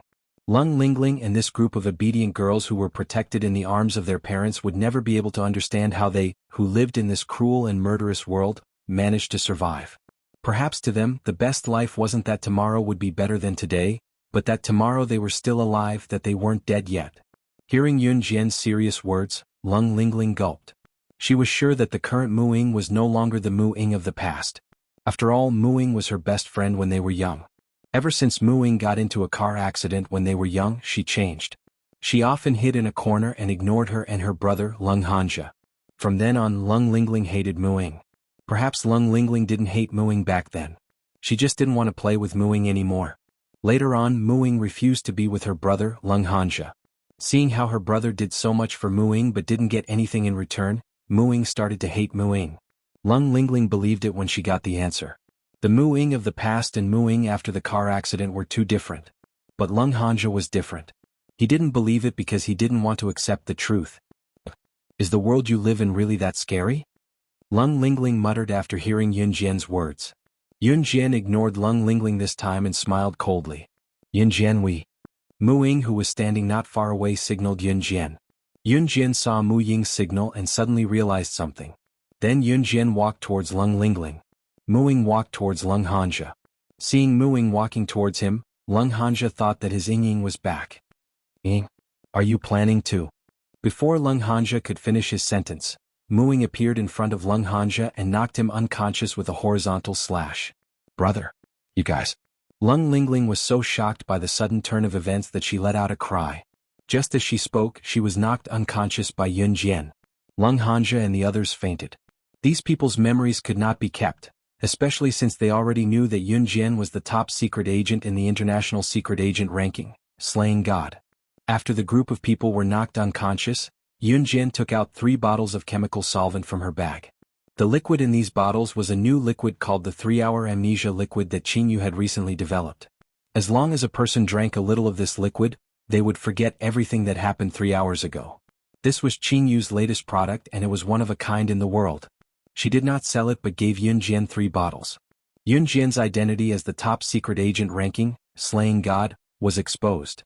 Not only would Lung Hanja and the rest have to forget about it, even the group of people who came with the tour group would have to forget about it. Therefore, after knocking out Lung Hanja and the rest, Yun Jian gave each of them a drop of the amnesia liquid. She then got Mad Dragon to knock out everyone in the tour group and gave each of them the 3-hour amnesia liquid. They were very close to the entrance of the Amazon forest, so they were not afraid that no one would notice them if they were knocked out. Yun Jian only used 1/3 of the 3-hour amnesia liquid from one of the 3 bottles. By the time Yun Jian rescued the savage from the Wildlife Research Institute nearby and brought him back to the tribe, it was already evening. Lung Hanja and the rest, including Dan Qingjie and the tour group, were all knocked out. It was obvious that they had forgotten everything that happened 3 hours ago. Chapter 14:18. They did not find the old man who had saved Mu Ying back then, so Yun Jian, Mu Ying, and the others returned to Min City. Mu Ying was saved by the old man when she entered the Amazon forest. If it were not for him, Mu Ying would not have been able to survive 6 months in the Amazon forest with her ability back then. Yun Jian, on the other hand, had survived there for 6 months with her own ability. Compared to Yun Jian, Mu Ying's ability was indeed weaker. It was also evident that Yun Jian was one of a kind to be able to survive 6 months in the Amazon forest with her age back then. Mu Ying was grateful to the old man for saving her life back then, but she still could not find him even after walking around the Amazon forest and nearly turning over the soil on the ground. In the end, Mu Ying could only accept her fate and return to Min City. Mu Ying went back to Min City while Yun Jian went back to Longmen City. Mu Ying went to Min City with Mad Dragon as well. Although Mu Ying felt that she was not good enough for Mad Dragon now, she could not bear to chase Mad Dragon away, so both of them went back together. Yun Jian went back to Longmen City with Ce. After staying in Longmen City for 3 to 4 days, the 7-day break after the military training was over. Yun Jian was ready to head back to Min City's military academy for class. Ce did not have time to accompany Yun Jian to class, but before Yun Jian left, he hugged Yun Jian and let Yun Jian sit on his lap affectionately for a while. "Xiao Jian, I can't get away for a while. Come to Anhan for me later." In the room, Ce hugged Yunjian's slim waist, refusing to let her go. He let Yunjian sit on his lap and pressed his lips to Yunjian's ear softly. Yunjian was numb from Ce's breath, but she dared not move. She was pinned down by Ce, so she could only curl up and take it. She dared not move because she was sitting on his lap. Yunjian was wearing a short white skirt and a pair of panties today. Ce's pants were so thin that it was as if he was wearing nothing. She was so shy that her face turned red. "Let go of me, I have to catch the bus. I'll be late for class." Yunjian pushed Ce as she blushed. "Oh." He spoke even more boldly. As he spoke, he placed his slender hand on her smooth thigh under her short skirt and gently rubbed it. "Xiaojian, you're so beautiful." Ce almost wanted to melt into her body. "Xiaojian, it's 6. The bus leaves at 6:30. Aren't you awake yet? You'll be late for school later." Qin Yuru's voice rang as she came up the stairs. The sudden voice made Yunjian blush as she pushed Ce again. With this push, a certain part of her body that was only covered by a thin layer of clothing rubbed against him twice. It would have been fine if it was not rubbing, but once it did, Yunjian could feel a certain part of Ce's body bulging. With that, Ce's breathing beside her quickened. "Let go." Yunjian's expression could no longer be described as bashful. "Xiaojian, why aren't you up yet? You weren't like this before. Get up now." Qin Yuru came up the stairs and was coming to the room. "Xiaojian, move again and I'll take you," Ce suddenly whispered in Yunjian's ear. Yunjian's face flushed at once and she did not move anymore. Chapter 14:19. Just as Qin Yuru opened the door, she saw Yunjian standing in front of her in a white miniskirt. Her daughter was looking at her with a blushing face. "Xiaojian, what's wrong?" Qin Yuru was surprised.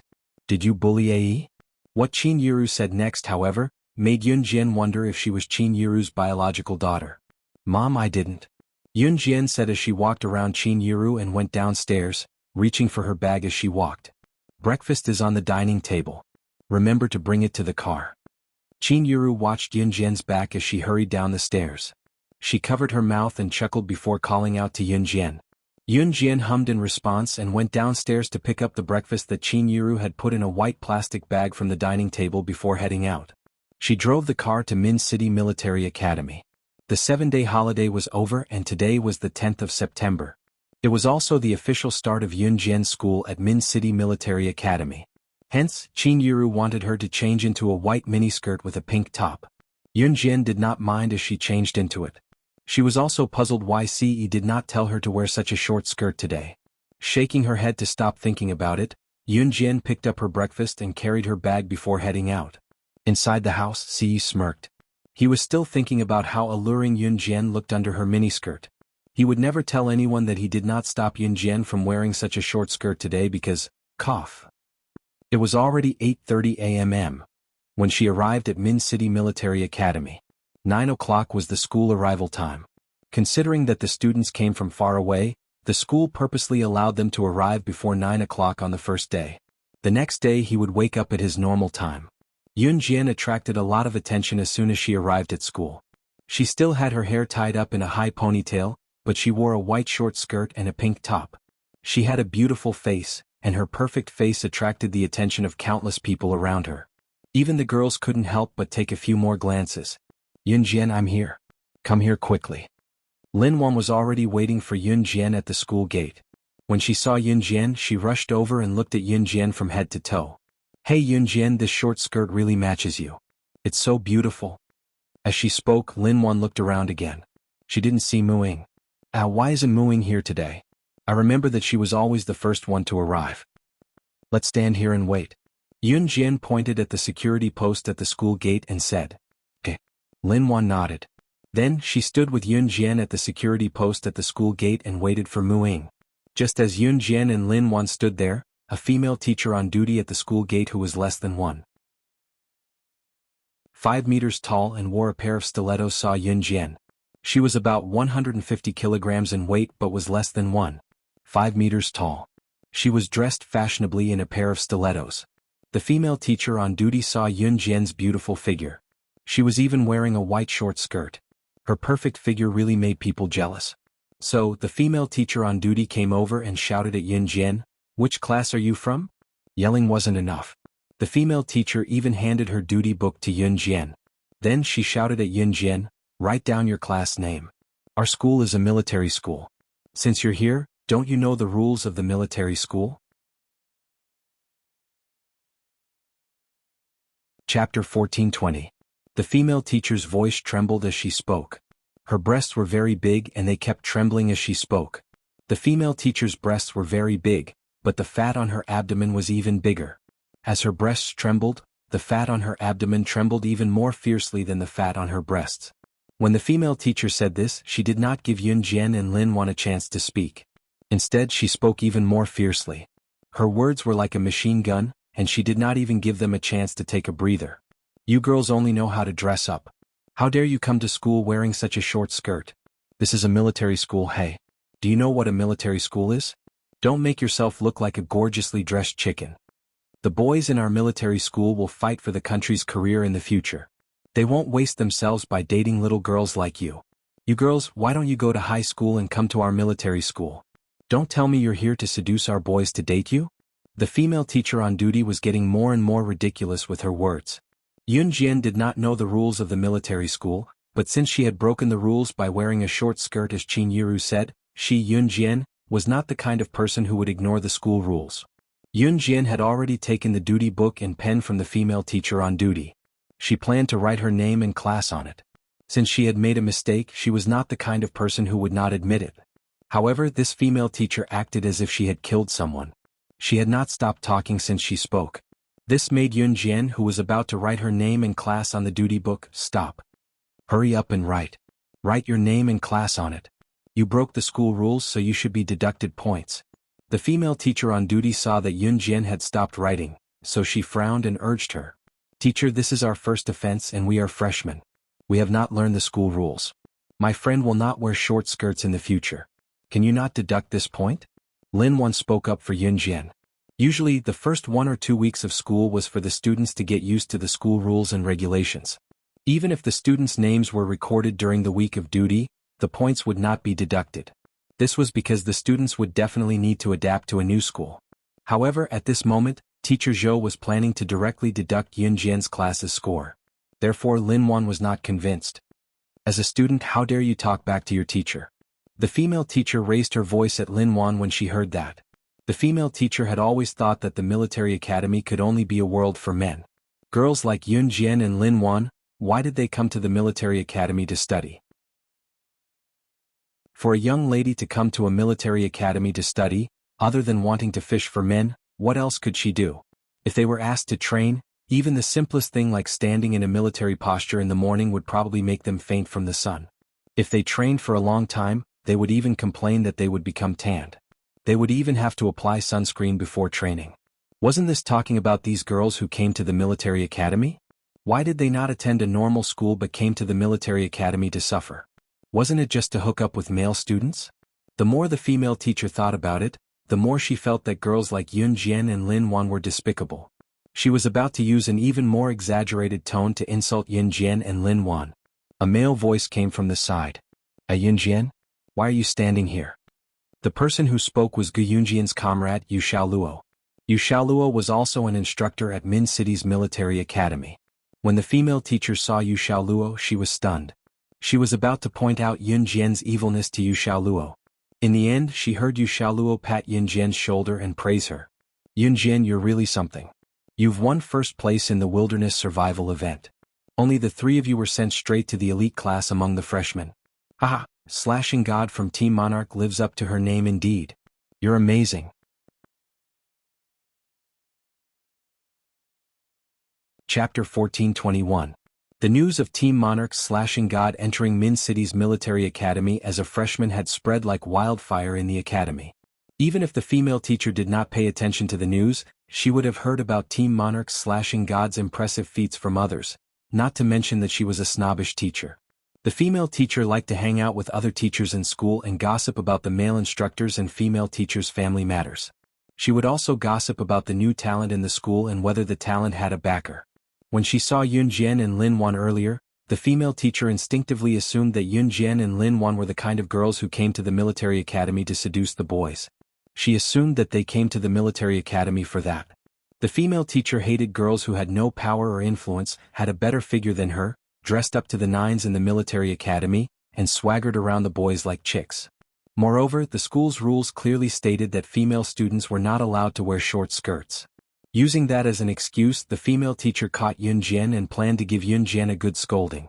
That was what the female teacher thought and did. She wanted to teach Lin Wan, who was beside Yunjian, a lesson as well. However, she did not expect Yu Xiaoluo, Instructor Yu, to appear here.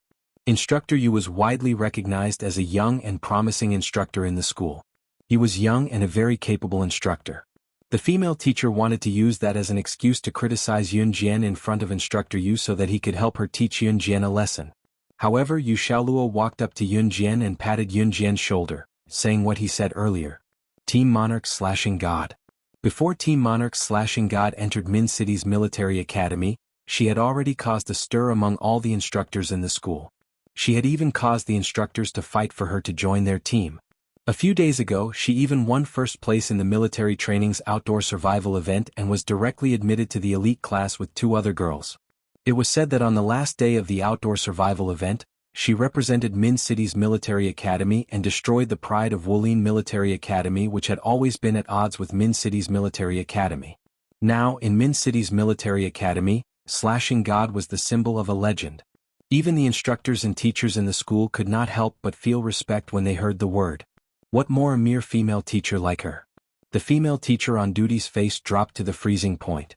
Yu Xiaoluo didn't know what the female teacher had just done. After hearing the female teacher's words, he laughed out loud and then responded to the female teacher. That's right, the killing god that everyone in our school is talking about is her. What do you think? Are you surprised? When I saw her this morning, I had the same reaction as you. I thought she was a weak little girl, but who would have thought? As soon as Yu Xiaoluo finished, the female teacher's face turned as red as a chili pepper. Not only did she suspect Yunjian, she even tried to make things difficult for Yunjian. However, the female teacher was also a person who changed her face faster than flipping a book. When she heard that Yunjian was slashing God, she immediately turned to look at Yunjian and put on a smiling face that almost squeezed her wrinkles together. So this beautiful girl is slashing God. I really didn't expect that, haha. As she spoke, the teacher looked at her watch and told Yunjian with a grin, "Students, go to class. 9 o'clock in the morning is considered as being late. Go now. It'll be bad if your homeroom teacher catches you being late."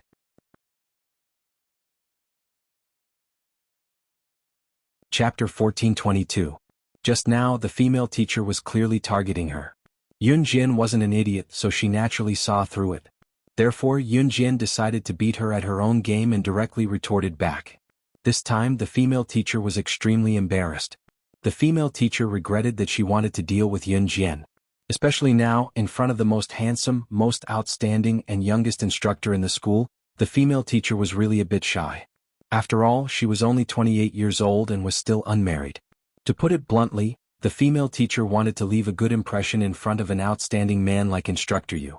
But who would have thought that Yunjian wouldn't be like the previous students who obediently followed her words and walked through the school gate?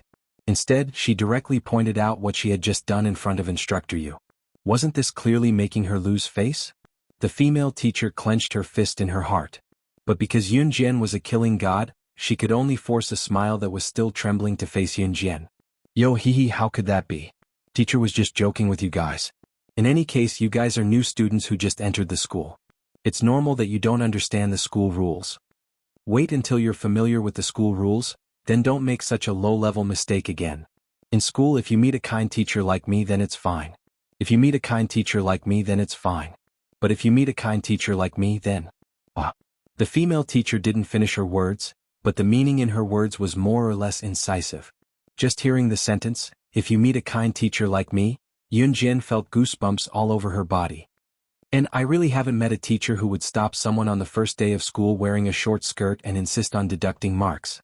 Yunjian very calmly said this embarrassing reality in front of the female teacher, without giving her any face. When these words came out, even Yu Xiaoluo felt a bit embarrassed. That Yunjian, I think you guys should go back to the classroom first. It's already 8:43. Aren't you guys going to be late at 9 o'clock? Yu Xiaoluo stood up to ease the awkward atmosphere. We're waiting for a friend. Yunjian said calmly. She then turned to the female teacher and said politely, Thank you for asking me to stay, but I'm very sorry that you didn't manage to deduct points from my class today. After that, Yun Jian dragged Lin Wan to the other side to wait for Mu Ying. Cough cough. I'll go take a look. Yu Xiaoluo didn't like talking to this female teacher who was almost 30 years old, wore a pair of high heels and was less than 1.55 meters tall, so he casually found an excuse. The female teacher's ugliness was only one of the reasons. What Yu Xiaoluo didn't like was the conduct of the female teacher. Hey instructor. You. The female teacher was a little unhappy when she saw Yu Xiaoluo walk away. Thus, she shouted at Yu Xiaoluo's back, "Instructor, my name is Zhang Ziyao, I'm the class teacher of grade 2-3.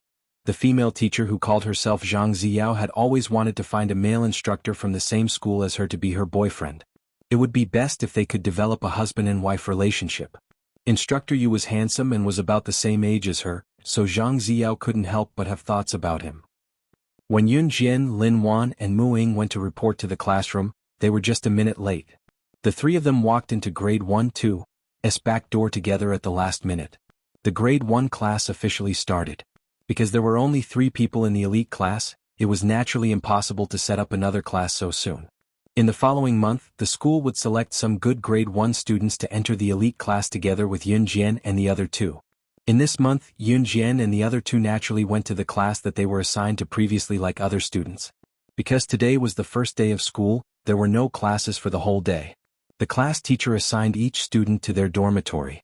Although there weren't as many girls as boys in grade 1, there were still quite a number. The dormitory was 6 people to a room. At this moment, Yun Jian was carrying her bag and heading to her own dormitory. Chapter 1423. The dorms were assigned to all the girls in the first year of high school, regardless of class. 6 girls to 1 dorm. These dorms were assigned by the higher-ups of the school. The homeroom teacher, Teacher Chu, did not have the authority to do so. Due to the arrangement of the higher-ups, Yun Jian, Mu Ying and Lin Wan were all not in the same dorm. Seeing this result, Lin Wan could not help but complain loudly, "We're not in the same dorm? I just went to Teacher Chu to change dorms. He said he did not have the authority to do so," Mu Ying said. Yun Jian narrowed her eyes. If it was a normal high school, the homeroom teacher would have the authority to change dorms. However, it was different in a military school. It was inevitable that there would be some discrepancies. Yun Jian did not find it strange. At this time, on the way to the dorm building, Lin Wan leaned over to Yun Jian and asked softly, "Oh right, Yun Jian, which dorm are you in?" 602, Yun Jian replied. "Wow. I'm in 603. That's not a problem. We're close. Although we can't stay in the same dorm, it's good that we're not far away," Lin Wan said loudly. "Oh right, Mu Ying, what about you?" Lin Wan turned her head and asked Mu Ying. "I'm in 603 like you," Mu Ying said. There were actually only a few girls in the first year of high school. At most, they could form a class of 30 to 40 people. However, sometimes the probability was not high. When they were assigned dorms, they could not be in the same dorm. "Hey, how nice would it be if the 3 of us were in the same dorm?" Lin Wan sighed again. "It's okay. I can go over any time," Yun Jian said indifferently. "Hey Yun Jian, didn't the teacher say that our school rules state that students cannot casually sleep in the same dorm? You can't go to other people's dorms?" Lin Wan pouted. "Then I'll sneak over." Yun Jian's lips curled into a smile. Then she walked towards the dormitory building ahead of Lin Wan and Mu Ying. Mu Ying and Lin Wan both smiled. Both of them had never seen Yun Jian joke before. Now that they saw Yun Jian grinning, they were both stunned. But soon Mu Ying and Lin Wan followed. The 6th floor of the female dormitory building. Room 602. Lin Wan stood in dorm 603 and looked at Yun Jian reluctantly. In the end, she was pulled into her room by Mu Ying. Yun Jian tilted her head and smiled faintly. Then she carried her bag and walked into room 602. As soon as she entered the room, Yun Jian's roommates who had arrived at school were all in place. They were all sitting on their beds and tidying up their beds. When they saw Yun Jian walk in, one of the girls standing at the door grinned at her but didn't say anything. Yun Jian walked in with her bag on one shoulder. She had just walked into the room when suddenly, something fell from one of the beds. So annoying. I already said that I don't want to go to school in this damn place. Great, I didn't even bring my teddy bear. Without it I can't sleep. It was a girl wearing a princess dress and dressed like a doll. She was sitting on the upper bunk bed. She was rummaging through her bag. Seeing that there was nothing in her bag that she wanted, she became impatient and threw a teacup from her bag onto the bed. Yunjian had just entered her dorm when she was hit. Someone came in. One of the girls couldn't help but exclaim when she saw Yunjian walk in, and the teacup just happened to be thrown at Yunjian. The other girls were slightly frightened. However, they saw that after Yunjian sensed the danger, she reached out and caught the teacup that the girl in the princess dress had thrown from the upper bunk. Yunjian didn't even look up and caught it. Chapter 1424. Several girls in the same dormitory thought that Yunjian would suffer. After all, the girl in the princess dress just now smashed the teacup off the bed in anger, so one could imagine how fierce that force was. Yunjian, on the other hand, had walked into the dorm without warning. That teacup was smashed so fiercely, it would be strange if this new student didn't suffer. But what the girls saw was that Yunjian stretched out her hand and caught the teacup. After reacting, the girls in the same dormitory were all surprised. One of the girls couldn't help but clap and then gave Yunjian a thumbs up. God! Classmate, what's your name? You're so amazing. This girl's praise didn't make Yunjian complacent. On the contrary, she didn't even show the slightest bit of a proud expression. Casually throwing the teacup on the upper bunk bed of the girl in the princess dress, Yunjian turned her head and glanced at the girl who gave her a thumbs up just now and asked, "Are there any more beds?" The beds here weren't fixed. Generally, the beds were first come, first served. Whoever grabbed the lower bunk bed would get the good spot. There's still a bed in the corner, it's the upper bunk. The girl who gave Yunjian a thumbs up said, and then she continued, "Classmate, you were so amazing just now. Is it convenient for you to tell us your name?" "Alright, before asking for other people's names, you have to introduce yourself first." My name is Ning Kaidai, I'm a student of grade 111, from Xia City, 16 years old this year. We have already introduced ourselves just now. Now our dormitory has 5 roommates including you, so you can introduce yourself again. A girl standing next to Ning Kaidai put her arm around Ning Katie's shoulder and said to Yunjian. After saying that, the girl stuck her tongue out at Yunjian, and then lively introduced herself to Yunjian. My name is Ming Xiaolian, I'm from Min City, 17 years old this year. Kaidai and I are classmates in the same class. As she spoke, Ming Xiaolian tightened her arms around Ning Katie's shoulders. My name is Han Nina. I'm 16 years old this year. My nationality is Y country. My mother is Z country. Also, my Chinese isn't very accurate. Please take care of me. A girl who had been sitting in the corner stuck her head out and greeted Yunjian shyly. This girl had a head of naturally golden wavy hair. Her skin was fair, and her facial features were very delicate. She looked as delicate as a doll. The most eye-catching thing was that the girl who called herself Han Nina had blue eyes. Unlike modern girls who wore cosmetic contact lenses, Han Nina's eyes were sky blue. They looked very natural and beautiful. After Han Nina greeted them, Yunjian also felt the friendliness of her new roommate. She adjusted her backpack and grinned, revealing a row of neat front teeth. She smiled at the 3 girls in front of her. My name is Yunjian. Obviously, the girls in front of her didn't know about Yunjian's achievements during the military training. Yunjian also didn't see these girls during the military training. They probably didn't participate in the military training. After all, not all students who came to the military school to become special forces or soldiers. The military school also had a major for training military doctors. Many female students still came to the military school to apply for the military doctor's position. Therefore, it wasn't strange that these female students didn't participate in the military training last time. Yunjian, your name is really nice, haha. Ning Kaidai smiled at Yunjian. You guys are so annoying. Keep talking. Can't you see that I'm so annoying? Could you please shut your mouths? I'm going to make a call.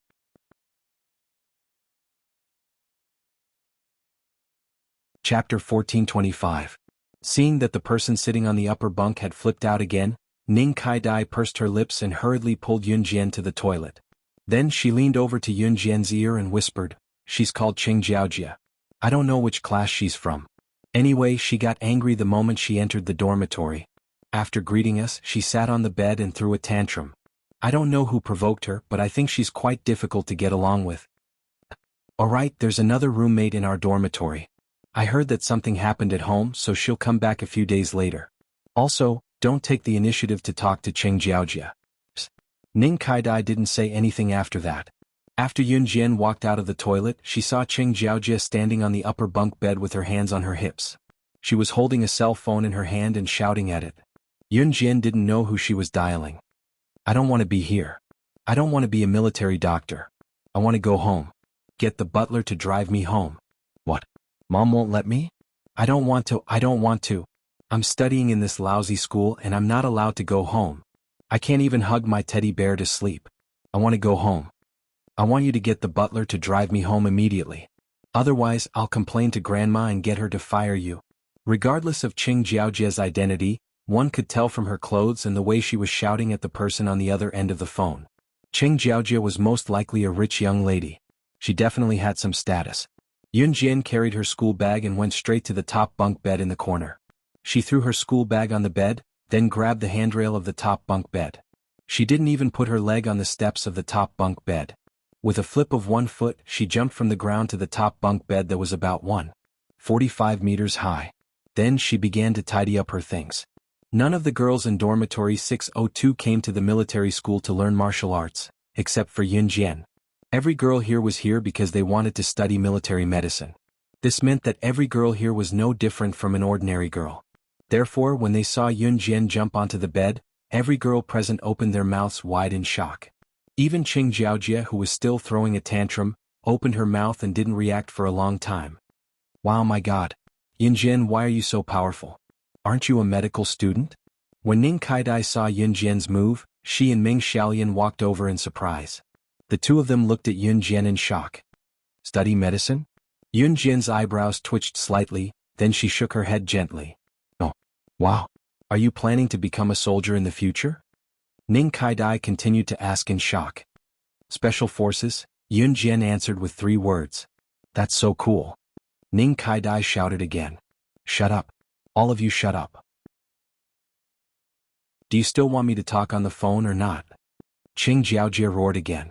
This time the atmosphere was completely stifled and no one spoke. After tidying up their blankets and things in the dormitory, they returned to their respective classrooms. September 10th was the first day of school, and the students didn't attend classes on the first day. As soon as they arrived at the classroom, the homeroom teacher, Teacher Chu, announced a particularly delightful news. Students, the day after tomorrow, which is September 12th, is our school's 50th anniversary.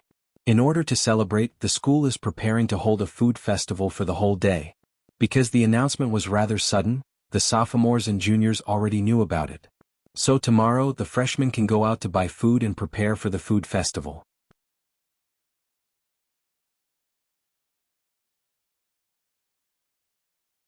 Chapter 1426. The class was overjoyed to have such an event right after school started. All of them shrieked when they heard Mr. Chu's words.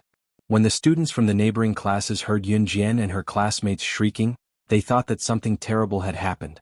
All right. Don't get too excited, everyone. I'm even more excited than all of you. As a male teacher, Mr. Chu liked to joke around. Hearing Teacher Chu's words, all the students in the class laughed. Right, on the day of the food festival, other than selling your own food, you can also go to the stalls of other classes to buy food made by other classes. But remember, be careful.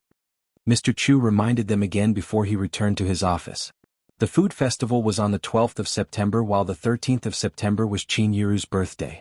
At the same time, the 13th of September last year was the day Yunjian was reborn. Counting the time, it had been almost a year since she was reborn into this body. Yunjian felt a little emotional. This year was the most relaxing one in her career as an agent. Yunjian's long lashes fluttered. On the 13th of September, the second day of the food festival, she planned to return to Longmen City to celebrate Qin Yiru's birthday. Yunjian even invited Gu Junjian. Qin Yiru had no idea about it, of course. Yunjian planned to give Qin Yiru a surprise. Yunjian could skip her own birthday, but she felt that she had to celebrate Qin Yiru's birthday every year. The 12th of September came in the blink of an eye. Early in the morning, all the students in Min City's military academy did not have to go to class. They spent the morning preparing the food for the food festival. The students were nimble with their hands, each of them creating exquisite and delicious food. Some of the delicacies made one salivate just by looking at them. The food festival officially began in the morning. The start of the food festival meant that the students could sell their own food. There were all kinds of exquisite cakes, spicy soup, sushi, drinks. Even Yunjian was dragged by Lin Wan and Muing to buy a lot of food. At this moment, Yunjian was holding a big hamburger in her hand. As she ate, she asked Muing, "Is Mad Dragon still in Min City?" This question made Muing, who was drinking her drink, choke. Her cheeks were instantly covered by a bright red glow. "He's still here." "Yes." Yun Jian nodded gently. Hey, Yun Jian." At this moment Yun Jian saw her new roommates Ning Kaidai, Meng Xiaolian and Han Nina, who were selling cakes, waving at her. Other than herself, Yun Jian knew that Ning Kaidai, Meng Xiaolian, Han Nina, and Cheng Jiaojia were all in the same class. However, Ning Kaidai and the other two didn't want to play with Cheng Jiaojia. Cheng Jiaojia was sitting not far away. She was snorting coldly as she squatted there and played with her phone. Seeing Yun Jian come over, Ning Kaidai stuffed a cake into Yun Jian's hands. Hey Xiaolian and I made this together. It's free of charge. It's delicious, hee hee." Yun Jian accepted it without hesitation. Just as she took the cake, she suddenly saw a military helicopter anxiously landing on the sports field not far away from the food festival. The food festival's stall was not far from the sports field. When she saw the military helicopter, Yun Jian's eyelids twitched slightly. At this moment she saw Yu Xiaoluo running over. When he saw Yun Jian, Yu Xiaoluo's expression was very ugly. Yun Jian. When Yu Xiaoluo ran over, his face was terrifyingly dark. It was an ugly and uneasy feeling that he had never felt before. "Yun Jian, listen to me. Don't get agitated. Your dad? He represented Z country and a group of Interpol yesterday to arrest the boss of the European and American underground black market. In the end, he didn't come back. According to the people who escaped, he was caught.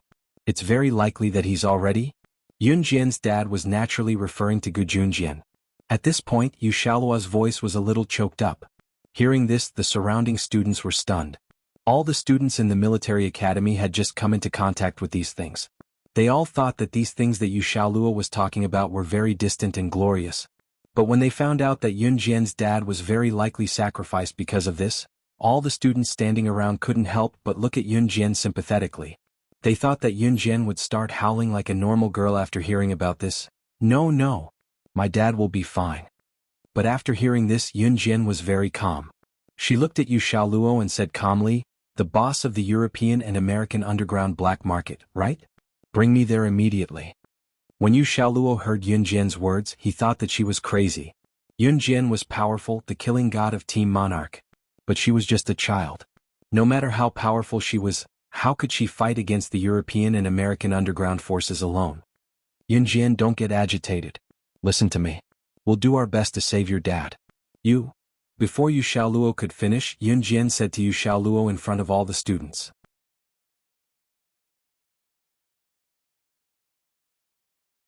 Chapter 1427. Once Yun Jian said that, everyone was stunned. Whether it was the instructors who chased after Yu Xiaoluo, Lin Wan, Yun Jian's new roommates, Ning Kaidai and the rest, as well as the students who were participating in the food festival, they were all stunned by Yun Jian's arrogant words. No matter how shocked or frightened the people around them were, they were nowhere near as shocked as Yu Xiaoluo and the instructors. The boss of the Western underground black market was indeed a man named Glenn. Moreover, Yu Xiaoluo had only told Yun Jian that her father and a group of Interpol had tried to capture the boss of the Western underground black market but were caught instead. Yun Jian had said the boss's name accurately.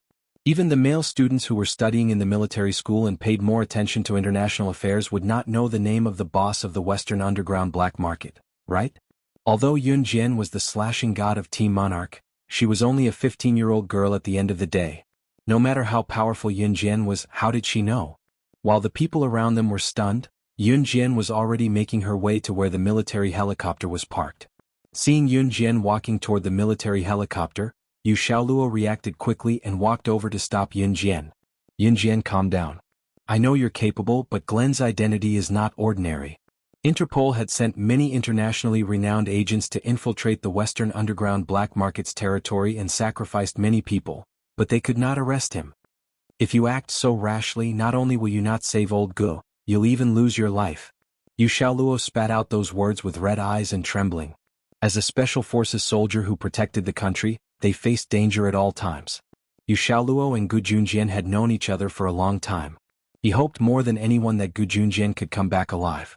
However, Yu Xiaoluo knew that Yun Jian was Gu Junjian's current daughter. Gu Junjian doted on this daughter more than his own son. Yu Xiaoluo wanted to save Gu Junjian more than anyone else. But he couldn't risk Yun Jian's life. The atmosphere of the food festival immediately dropped. Yun Jian knew that Yu Xiaoluo said this for her own good. After all, if she was really just an ordinary girl, it would be very dangerous to rush to the rescue. That was true. However, she was no ordinary girl, nor was she Team Monarch slashing God. Tomorrow was Qin Yiru's birthday, but something happened to Gu Junjian. How was she going to explain this to Qin Yiru? Was she supposed to watch Gu Junjian get into trouble? She clearly had the ability to save Gu Junjian, so why didn't she do anything? She couldn't do that. For the sake of Qin Yiru, Yun Jian had to do something. If I don't do anything, which one of you can save my father? So get out of my way. Yun Jian didn't explain much. She pushed Yu Xiaoluo away and ran towards the military helicopter. Hey, Yun Jian.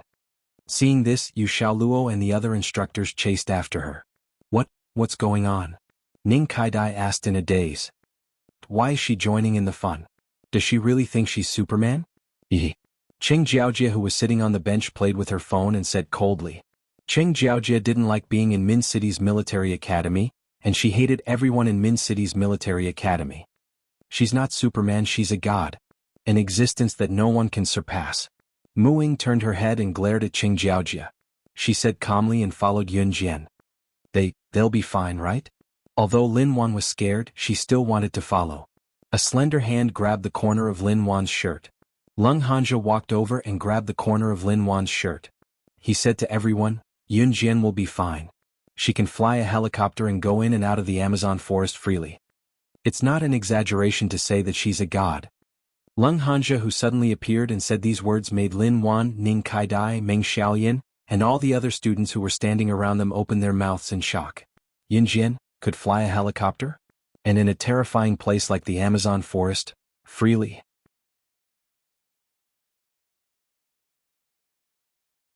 Chapter 1428. Lung Hanja's mouth twitched when he saw everyone's shocked expression. He didn't say anything else. Yes, Yun Jian was a god. She wasn't just the legend of Min City Military Academy. She was also a world-class legend. Such a terrifying person. Such a frightening existence. Lung Hanja pursed his lips and didn't say anything in the end. However, the fear he had for Yun Jian, or rather, the thoughts in his heart, was something that no one present could imagine. Yun Jian, she wasn't an ordinary student of Min City Military Academy. She was... Yes, Lung Hanja didn't forget what happened in the Amazon forest.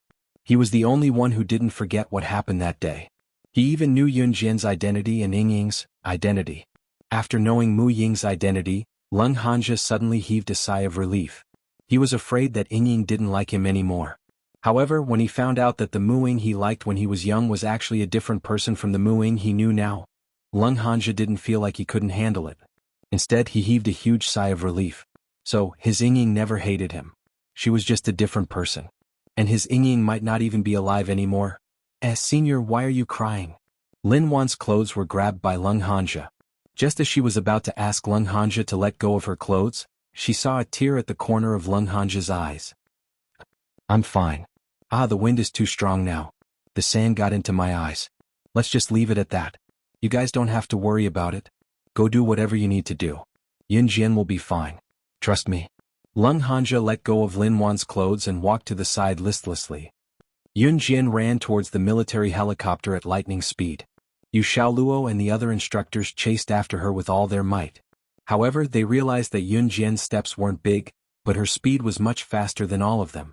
Yu Xiaoluo knew that Gu Junjian was probably dead. He was indeed upset, but he couldn't just watch as Yun Jian ran towards the military helicopter. This military helicopter was indeed carrying Yu Xiaoluo to rescue Gu Junjian. However, if Yun Jian went with them, Yu Xiaoluo felt that he would let Gu Junjian down. Because if Yun Jian went with him, it would be extremely dangerous. Before Yun Jian came to Min City Military Academy, he had told Yu Xiaoluo to keep an eye on Yun Jian and protect Yun Jian.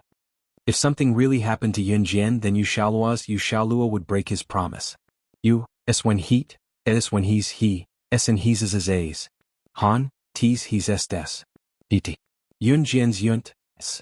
Yun Jian is yuns. However, the pilot's reaction was also quite fast. He immediately raised the helicopter that was parked on the field. At this moment, Yun Jian was only about 10 meters away from the helicopter.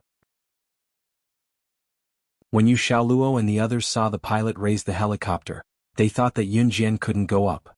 However, what happened next stunned the entire audience. Yun Jian's body tilted forward.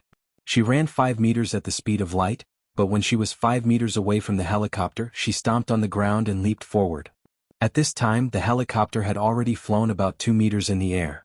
She rushed forward and actually grabbed the bottom handle of the helicopter before it was about to leave the ground. With a light swing, Yun Jian stepped on a board and nimbly flipped her body to the side of the helicopter. The pilot did not close the door and easily boarded the helicopter. When the helicopter took off, if there was any grass on the ground, it would be blown wildly. The force of the wind was very strong.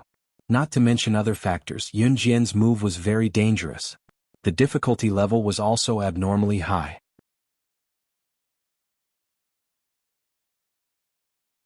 Chapter 1429.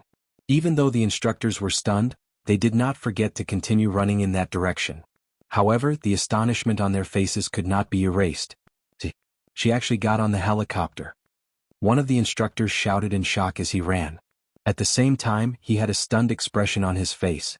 One had to know that the instructors present were all very powerful, but none of them could do that. Rushing up the helicopter when it was taking off? That was playing with one's life. Usually, when a helicopter was flying high in the sky, ropes would be thrown down for people to grab onto. Many Special Forces soldiers knew how to do that. Although it was not easy, any Special Forces soldier with a strong enough physique could do it. However, when the helicopter took off, the force from below would cause a strong gust of wind on the ground. At this time, there was no one who could get on the helicopter without using any ropes. At least, the instructors in front of them could not do it. Damn, she's too powerful. Is she really just a student from Min City's military academy? One of the instructors directly complained. Just as he complained, Yun Jian had already knocked out the pilot on the helicopter. Then, she steered the helicopter back and lowered the rope from the helicopter. Mooing, get up. After she lowered the rope, she returned to the pilot's seat and accurately steered the helicopter to Mu Ying's side. Mu Ying ran forward 2 steps and then jumped violently. Yu Xiaoluo and the other instructors also saw the rope that was lowered. They wanted to rush up and grab the rope, but they did not expect that when Yun Jian lowered the rope, it was right in front of Mu Ying. Mu Ying reached out and grabbed the rope. Then she climbed the rope and got on the helicopter in a few breaths. Then she put the rope away. Instructor Yu, I'm sorry, but he's my father. It's my mother's birthday tomorrow. Before tomorrow, I'll definitely bring my father back. With that, Yun Jian piloted the helicopter and left the place skillfully. Damn. Who can tell me why this girl knows how to fly a helicopter? A plump instructor put his hands on his waist and gasped in surprise as he wailed. Just now they had used all their strength and still couldn't catch up with Yun Jian. This made him feel incredulous. Yun Jian was just a little girl who had just entered the school. Going further, she was Team Monarch/God, yet she possessed such astounding strength. Now King know why you guys snatched her into your team before she even entered the school. How is this girl a good seedling? She was simply a genius. We might not even meet one in a few hundred years. One of the instructors slapped his knee in an exaggerated manner as he yelled loudly. Yu Xiaoluo scratched his head. He took out his phone and called his superior to request for another helicopter to catch up with Yun Jian. Since Yun Jian had already gone this far, he really couldn't stop her. Moreover, with Yun Jian's skills, he might as well go all out. Country X. There were more than 10 countries in Europe and America, and Country X was one of them.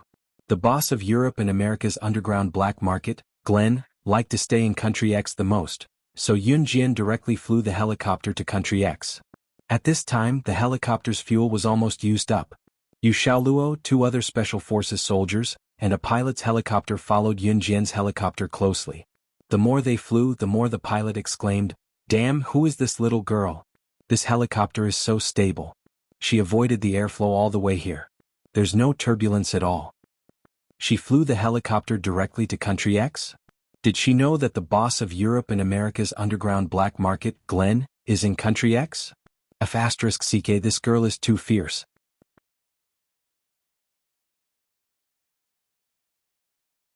Chapter 1430. On the other side, Yun Jian was sitting in the pilot's seat.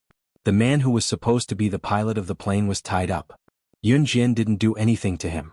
She just wanted him to behave a little. "Damn little girl, you're so powerful. When you come back, you must teach me how to avoid the airflow. I've been flying a helicopter for 3 years, and this helicopter can't avoid the airflow in my hands. is bumping and bumping. The pilot didn't realize that he was tied up by Yun Jian. Instead, he was eager to learn and asked Yun Jian to teach him the technology. Yun Jian curled her lips, thinking that this pilot was quite interesting. Yun Jian landed the helicopter in a deserted place, and then let Mu Ying untie the rope that tied the pilot. The helicopter is out of fuel. You can contact someone to take you back. Yun Jian glanced at the pilot, then gathered the things on her body and walked to a quiet place. She had all kinds of knives on her, although she didn't have guns. But guns, she could snatch them herself. Seeing this, Mu Ying followed Yun Jian's footsteps and walked over there. Just as the two of them walked over there, they were stopped by Yu Xiaoluo, who rushed over. Yun Jian, listen to me, Glenn is definitely not the opponent you met before. He has a stronger background. Over the years, we in the Interpol have sent dozens of agents or special forces to his lair, but the result was no exception. In the end, there was no news. We still can't contact them. I'm more anxious than you about your father's accident, but it's useless to be anxious. How about this? I agree to let you stay, but we have to think about it in the long run. There will definitely be a rescue plan, but we have to take it slow. Just as Yu Xiaoluo said this, he was interrupted by Yun Jian. How many people do you have? Where are you stationed? Take me there. She even knew this? Yu Xiaoluo was shocked. After all, the boss of the underground black market in Europe and the United States had to be eliminated. Only then could the people be at peace. Therefore, the Interpol had always sent people to lurk in Country X, in order to arrest the bad guys one day.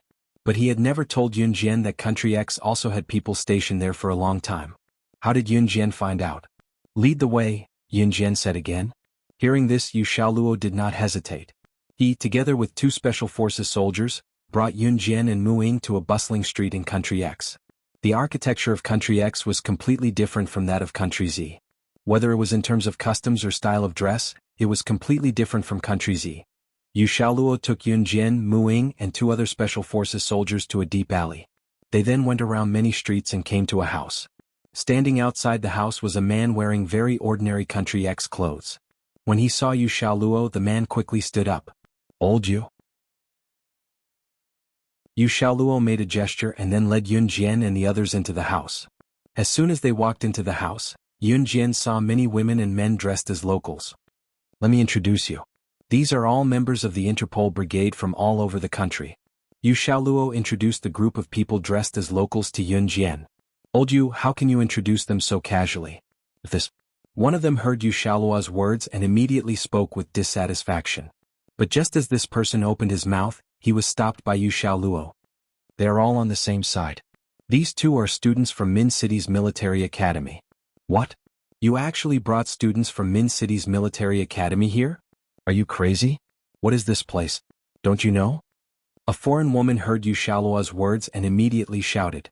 This foreign woman was also from the Interpol brigade and could speak Chinese. However, the clothes she was wearing now were no different from the women of Country X. It was obvious that she was disguised as someone from Country X. That's right. Old Yu, you were too careless this time. After the foreign woman finished speaking, someone immediately agreed. I didn't bring them here. The two of them stole our helicopter and drove it here. However, Yu Xiaoluo's next sentence made this group of people who accused him of wrongdoing shut their mouths. What? They drove a helicopter here? Are you kidding me? Hearing Yu Xiaoluo's words, a woman in the corner jumped up in shock.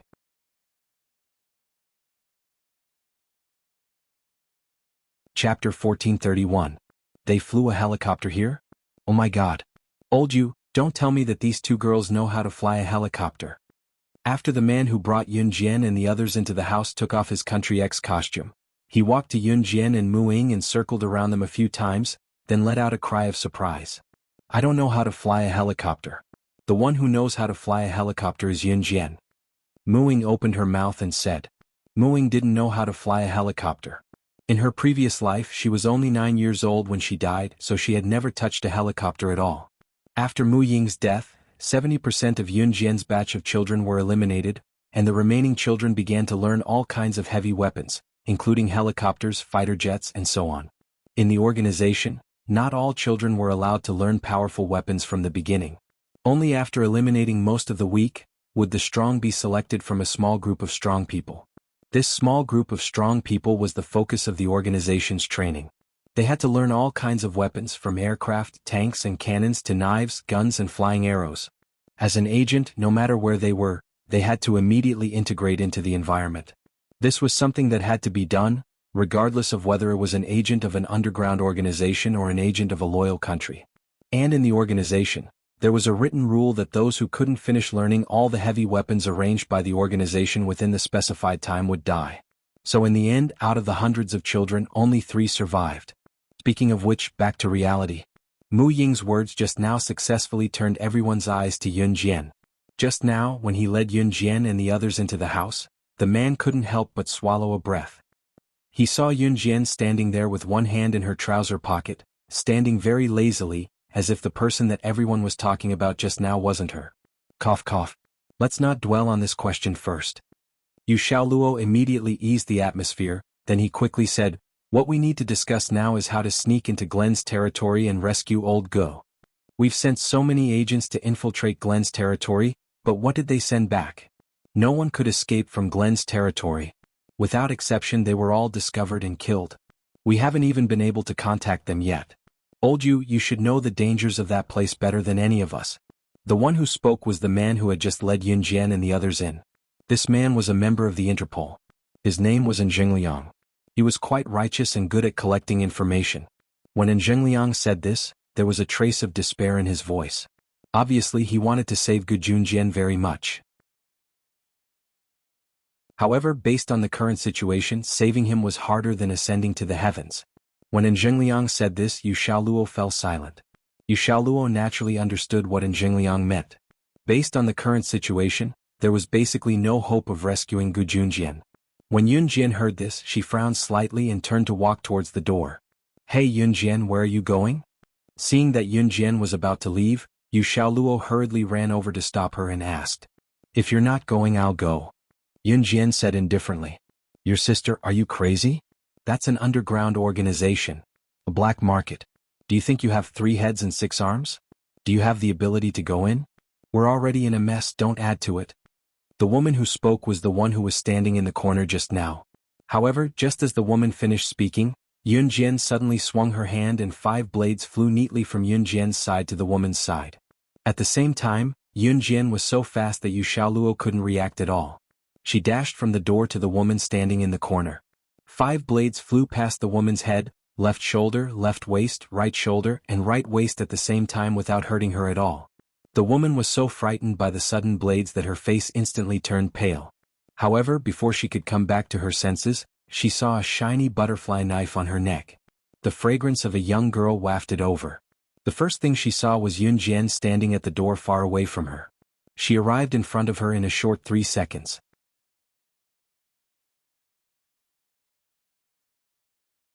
Chapter 1432. You don't have the right.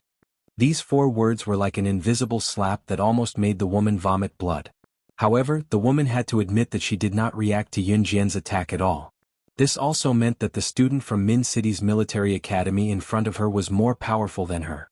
She did not even have the chance to react when she attacked. Blackie, don't underestimate her. You don't know, at that time, in order to stop her from getting on the helicopter, I let the helicopter pilot fly the helicopter into the sky first. In the end, she rushed over and snatched the helicopter when it was already in the air. She was able to accomplish such a dangerous task so easily. I think we can give it a try with her around to save old Good today. Anyway, I'm going all out.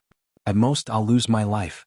I can't interfere with whether you guys are willing to come together or not. After all, your lives are your own. But as brothers, as my brothers and comrades, don't stop us today. I want to go with them." Yu Xiaoluo had been frowning and thinking about this matter just now. In the end, he did not care anymore. He decided to go all out. Gu Junjian was like his elder brother. He had helped him a lot. Later they became comrades and were very close. Now Gu Junjian was in trouble. His elder brother was in trouble. How could he sit still and wait for death? "Yun Jian, the 3 of us go." He was willing to believe in Yun Jian for once. Yu Xiaoluo clenched his fists. He shouted at Yun Jian and walked out. The woman called Blackie by Yu Xiaoluo was codenamed Blackie. She was not dark. She was from H country and could speak Chinese. She looked no different from Z country people. Blackie was shocked by Yu Xiaoluo's story about Yun Jian. Now that she saw Yu Xiaoluo bringing Yun Jian and Mu Ying to Glen's headquarters alone, she wanted to say, "Hey you." In the end, Blackie stopped talking and could not say anything. "Let them go. Let them go." They know that it's a big fire pit but they still want to jump there. I told him that we can't move now. When did Yu Xiaoluo become so unwise? Seeing that Yu Xiaoluo could not be pulled back, he followed Yun Jian and the other two out of the house. And Zheng Liang suddenly slammed the table and roared. And Zheng Liang was the captain of all the Interpol members present. Yu Xiaoluo's identity was an instructor at Min City's military academy. He also had another identity. He was a member of Interpol and in Zheng Liang's team. Captain this. Blackie looked at Zheng Liang's eyes. Finally, Zheng Liang slammed the table. Here Yun Jian's USS2's Huatit, TTSS/STSS writes.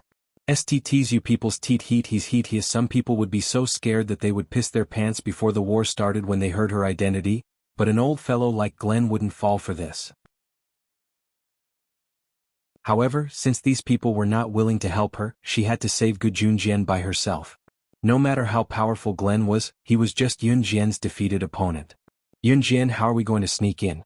Should we split up or? Yu Xiaoluo asked Yun Jian. Follow me and listen to my instructions. Yun Jian gave a short answer. Then she took Yu Xiaoluo and Mu Ying to Glenn's.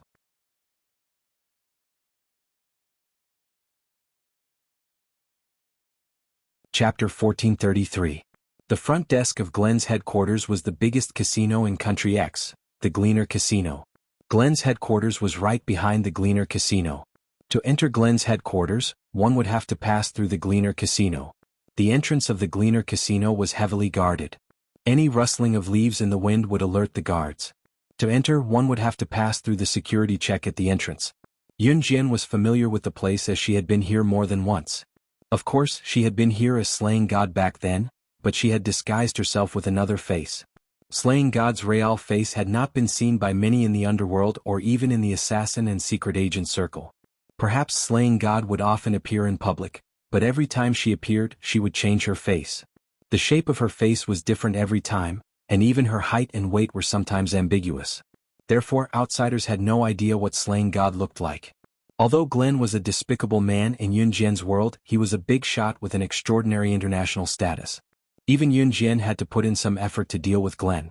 At that moment, Yun Jian was standing not far away from the Gleaner Casino with Yu Xiaoluo and Mu Ying. The house next to them could cover Yun Jian, Yu Xiaoluo, and Mu Ying. Follow my instructions from now on, Yun Jian said with narrowed eyes. Mu Ying and Yu Xiaoluo nodded. Then Yun Jian waved, planning to lead Mu Ying and Yu Xiaoluo over there. Just as Yu Xiaoluo was about to walk over, Yun Jian noticed a few people popping out from the side. They grabbed Yu Xiaoluo and stopped Yun Jian and Mu Ying from moving forward. Looking closely, they were none other than Zheng Liang, Blackie, and the rest. You guys. When Yu Xiaoluo saw Zheng Liang and the others, he was so shocked that he almost shouted out loud. However, Zheng Liang and the others covered his mouth. Little brat, keep your voice down. Just now, you ran out after saying those words in high spirits. As the captain, I can't just sit around and wait for my death. Listen to my orders later. The rest of you follow me and sneak in. And Zheng Liang gently slapped Yu Xiaoluo's head and said sternly, Captain Yu. Yu Xiaoluo knew that he had been too impulsive today. Who wouldn't be anxious in the current situation? When Gu Junjian was in trouble, who wouldn't be anxious to save him? However, if he acted rashly, not only would he not be able to save them, he might even lose his life. And Zheng Liang was considering the big picture. In comparison, Yu Xiaoluo was childish. However, Yu Xiaoluo had never expected that his team members would still follow him even though they knew that he was taking a risk. Therefore, Yu Xiaoluo was so touched that he couldn't speak. All right, don't say anything. Listen to my orders. Let's go. And Zheng Liang waved his hand and said.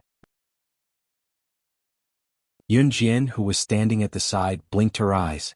I'll bring you in through the back door. In the next moment, Yun Jian's words were heard. What? Back door? And Zheng Liang suddenly heard Yun Jian's words. He immediately turned his head and looked at Yun Jian in surprise. What back door is there? In order to ensure his own safety, Glenn wanted to enter his base camp. Everyone knew that there was only one way to go, and that was to enter through the main entrance of the Gleaner Casino. How could there be other back doors? Black Sister was stunned for a moment before asking in return.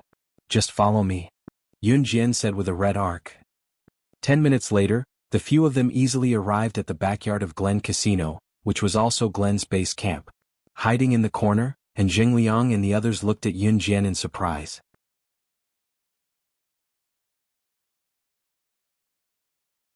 Chapter 1434. Don't look at me like that, I know a lot of things. Yun Jian turned the butterfly knife in her hand. She didn't lose her smile and said softly. Everyone's curiosity was piqued when they heard this. But at this moment no one dared to make a sound. Yun Jian spoke all the way, but she was able to successfully avoid the enemy's attention without being discovered. The few people present were slightly impressed by Yun Jian. They couldn't help but sigh from the bottom of their hearts. This little girl was really too powerful. Just like what Yu Xiaoluo said. No. It was even more powerful than what Yu Xiaoluo had described. At least at this moment, they had already entered Glen's base camp. They had sneaked into Glen's base camp in 10 minutes. What an inconceivable thing. One had to know that some of the agents sent into Glen's base camp in the past were even caught as soon as they entered the gate. It took them a few days to barely sneak into Glen's base camp. This was already something that only very powerful agents could do. One had to know how strict the security of Glen's base camp was. It was like a fly flying in from the door. It would be discovered, because this place was full of cameras. And Yun Jian? She led everyone to avoid one camera after another. She swaggered in as if she was in her own home. That's right, Yun Jian had swaggered in from the back door with everyone just now. She didn't look like she was hiding at all. If they were hiding, it was only now that everyone stopped and hid in the corner under the stairs to discuss countermeasures. Seeing that the few people in front of her still didn't dare to speak, as if they were afraid of being discovered, Yun Jian curled her lips slightly and said, "In the next 10 minutes no one will pass by this staircase so you can speak boldly." Based on the fact that Yun Jian had brought them into Glen's base in just 10 minutes, everyone had gone from being skeptical and doubtful in the beginning to believing whatever Yun Jian said now. They believed her without a doubt. "What should we do next?" Yu Xiaoluo asked. "We have to find the dungeon of Glen's base camp first." And Jingliang said. And Jingliang said as he frowned. "Base camp's dungeon?" Blackie asked doubtfully. "The dungeon of Glen's base camp should be in the basement. It's the cell that Glen used to imprison the agents who came to assassinate him. Should be near here." At this point, and Jingliang frowned, and then his face couldn't help but darken. "Captain, what's wrong?" Blackie felt in Jingliang's frown and couldn't help but ask. Intuition told Black Sister that the dungeon was not simple. Sure enough, and Jingliang's next words made the hearts of everyone present tense. The dungeon of Glen's base camp was once known as the strongest cell in Europe and America.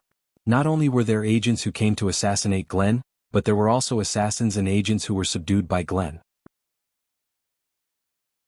Even some international people who refused to submit to Glen were imprisoned there. Furthermore, this dungeon is heavily guarded.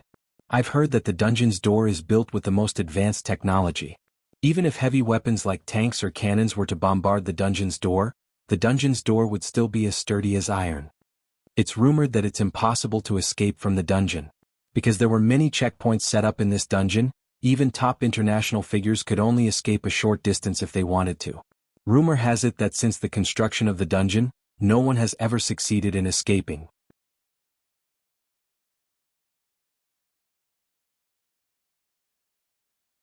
Chapter 1435. Glen's base camp covered a very large area. Glen had originally built a dungeon here. This was not a secret but something that everyone knew. And Zhengliang had never thought that they would really be able to enter Glen's base camp. He had already prepared to retreat in the fastest way if he was exposed. No matter what, as the team leader, he had to protect his team members as well as the two little girls from Min City's military academy. Even if he had to sacrifice his life, he had to protect them.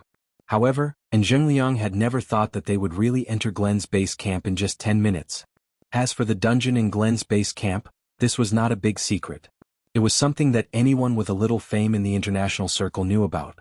Even if he didn't have any fame, he wouldn't be afraid that no one would tell him about it if he inquired about it internationally. The dungeon in Glen's base camp was guarded by a forest. It was even more difficult than entering Glen's base camp. In the dungeon, other than the most high-tech door installed at the entrance, there were also heavy guards inside. Not even a fly could fly out. It was said that the most powerful one had escaped from the dungeon cell to the entrance and almost succeeded in escaping. In the end, because he couldn't crack the password to open the door, he was shot to death by a large wave of guards armed with machine guns. Hearing in Jingliang's words, Black Sister, Yu Xiaoluo, the two special forces soldiers standing around, and the members of Interpol all had gloomy expressions. "Captain, according to what you said, no one who entered that place has ever successfully escaped from prison. If our people who were captured and imprisoned are really there, Then wouldn't we not even have a 0.1% chance of winning? Black Sister's face stiffened as she asked. Although this was an indisputable fact, and Zhengliang couldn't bear to say it when he saw everyone staring at him in unison. However, in the end he still nodded. That dungeon was built a little earlier than Glenn became the boss of the underground black market in Europe and America. It is said that Glenn doesn't like to kill people. He likes to imprison all the agents who assassinate him in the dungeon and then let them fight on their own. That dungeon should be a place where the winner is the king. A place where the winner is the king. This also meant that in the dungeon, the weak and the strong, if the strong wanted to kill the weak, they didn't need anyone's permission. In that case, wouldn't Gu Junjian be in danger? Let's go. Yun Jian stood up and walked out. Yun Jian, don't go, we. Yu Shaoluo had just stood up and followed Yun Jian out of the staircase when he saw a group of people standing in front of the staircase. Wasn't the person in the middle of this group the famous Glenn? At this moment, Glenn was looking at Yun Jian and Yu Shaoluo as if they were prey and, downstairs. Glenn's appearance was very ordinary. His hair was very short and he was not tall. He was a very ordinary old man about 50 or 60 years old. Seeing Glenn standing there quietly with a group of people, Yu Shaoluo's heart almost jumped out of his chest. It was as if a ghost had suddenly appeared. Hey you guys. Seeing Yun Jian and Yu Shaoluo walk out of the staircase, and Jingliang, Blackie and the others followed. The two groups of people looked at each other. When they saw Glenn and Jingliang, Blackie and the others turned pale with fright. At this moment, Glenn suddenly laughed out loud and waved his hand. My prey, I've been waiting for you for a long time. Laughing loudly, Glenn's subordinates took a large bottle of spray and sprayed it at Yun Jian and the others. The people who were sprayed quickly fainted. Glenn's group was already prepared, so they naturally wouldn't be stunned by their own spray. No one saw the smile on Yun Jian's face before she fainted.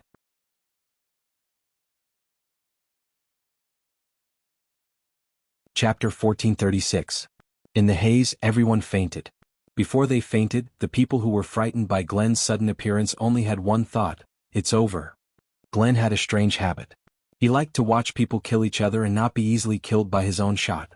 Therefore he built the dungeon to watch this group of people fend for themselves. The dungeon held all agents, assassins or black market forces from all over the world. Those people were all demons who killed without batting an eyelid. They knew the way of survival and were used to killing to increase their vanity. In that place, the king of killing was the ruler. Yun Jian woke up early. She leaned against one of the prison walls and closed her eyes. F***CK get moving? Like a corpse. D*MNB*TCH. I won't F***CK you until you cry. A howl came from the side. Without opening her eyes, she knew that a man was forcing himself on a woman. The prison Yun Jian was in was very big. It was about the size of 5 classrooms. Moreover, it was full of people. Men and women were mixed together. Here there was no distinction between men and women. If a woman was too weak, she would become a tool for men to vent. Yun Jian opened her eyes and saw Mu Ying and Jingliang, Black Sister, Yu Shaoluo and the others. Looking to the side, there was Gu Junjian, whom she had not seen for a long time, and Gu Yunjian's teammates who were caught here with him. Yun Jian, you're finally awake. Yu Shaoluo heaved a sigh of relief. Yun Jian had actually woken up a long time ago, or it could be said that she had not fainted. Only then did she stand up. From the beginning she had already figured out everything. After Gu Junjian and his teammates sneaked into Glenn's base and were discovered, they were locked up in the dungeon. In the dungeon, other than women who were not strong enough and became slaves for men to vent, the newcomers would be beaten up by the old people in the dungeon. Some of them would even die. The reason why Yun Jian and the others were fine and Gu Junjian was not killed was because Gu Junjian and the others had a very strong teammate, so no one dared to bully them. While Yun Jian was unconscious, the third corpse had already been moved out of the dungeon. Those were the corpses of the weak. What should we do? In this kind of place we will be killed sooner or later. Blackie asked with a pale face. Gu Junjian had a very strong teammate named Lin Wei. The reason why Yun Jian and the others weren't challenged by those lunatics in the dungeon was because of Lin Wei.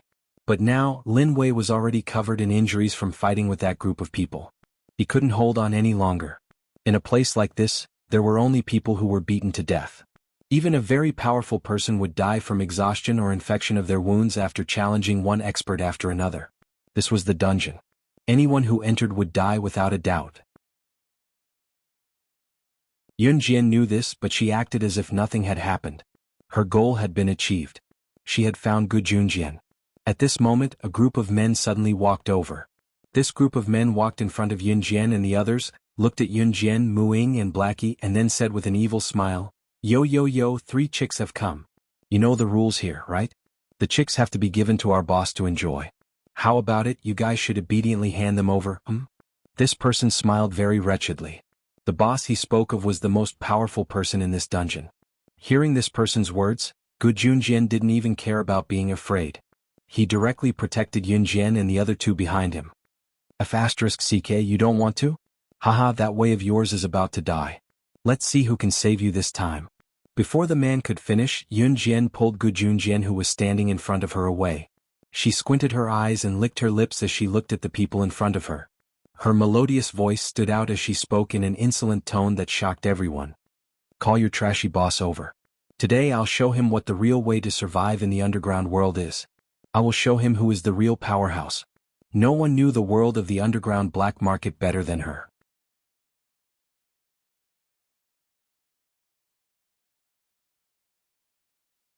Chapter 1437. Yun Jian's words stunned the men standing in front of her. It was obvious that Yun Jian, who was only 16 or 17 years old, was able to say something like that despite her youthful looks. Not only were the men standing opposite of Yun Jian shocked, but Yu Xiaoluo and Zhengliang, He Mei and the rest were equally shocked. It even attracted the attention of all the prisoners sitting around the dungeon. Gu Junjian was the only one who knew the reason why Yun Jian dared to say that.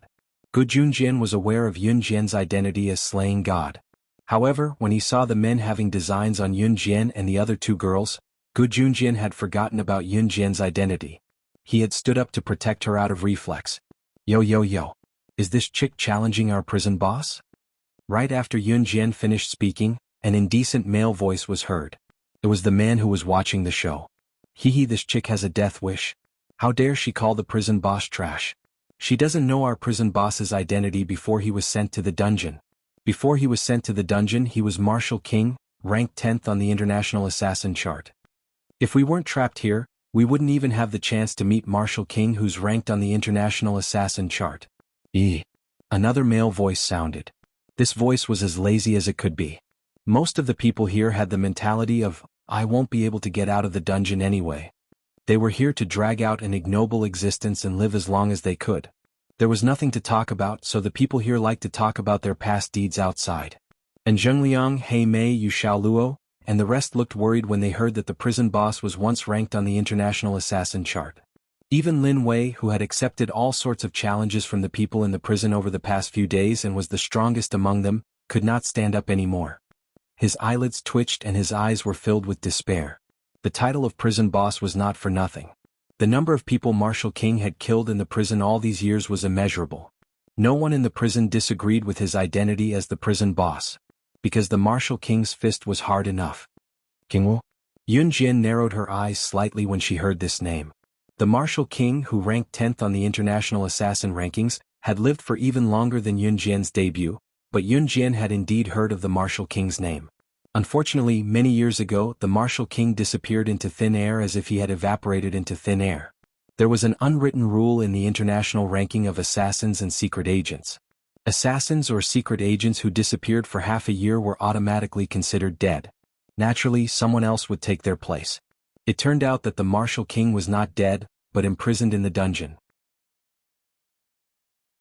No wonder King Wu went missing. Yun Jian's eyes flickered. The men who had been calling the Marshal King boss earlier thought that Yun Jian was afraid. They looked at Yun Jian and spoke again, their voices filled with arrogance and pride. That's right. The Marshal King who was ranked 10th on the assassin rankings was our boss. Little sister, are you scared now? If you're scared, then come over obediently or else. Just as these men spoke up to this point, a figure suddenly flitted past in front of them. Yun Jian sent them flying with a few kicks, then grabbed the collar of the man who had been speaking rudely just now and dragged him away. Gu Junjian, Yu Xiaoluo and the others were stunned when they saw this, but they quickly followed.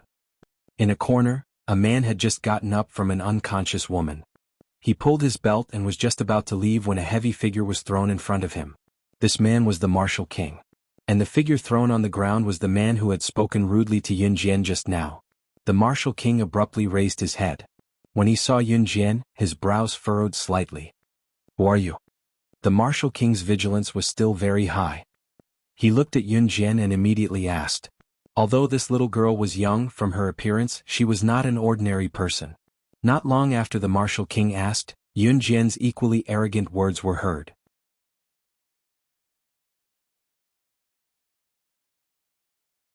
Chapter 1438. Gu Junjian and Mu Ying, who were the first to rush up, were not surprised when they heard Yun Jian's words. After all, the two of them already knew about Yun Jian's identity. However, and Jingliang, Black Sister, and the others who caught up from behind, as well as Lin Wei, who was being supported and beaten to the brink of death, were all stunned when they heard Yun Jian's words. Yun Jian. What did she say?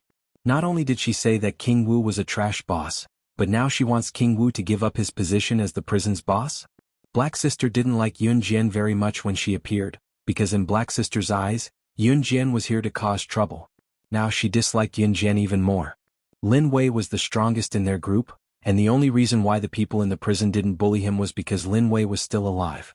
However, there were still a lot of people who were eyeing Lin Wei covetously, waiting for Lin Wei to die before rushing up to make things difficult for Gu Junjian and the others. Probably because the people here were locked up for a long time without seeing the light, the only thing left in their world was killing. King Wu, who was standing opposite Yun Jian, stretched out his thumb and rubbed his nose. His ugly face was full of red pimples, and it looked like he had overindulged in debauchery.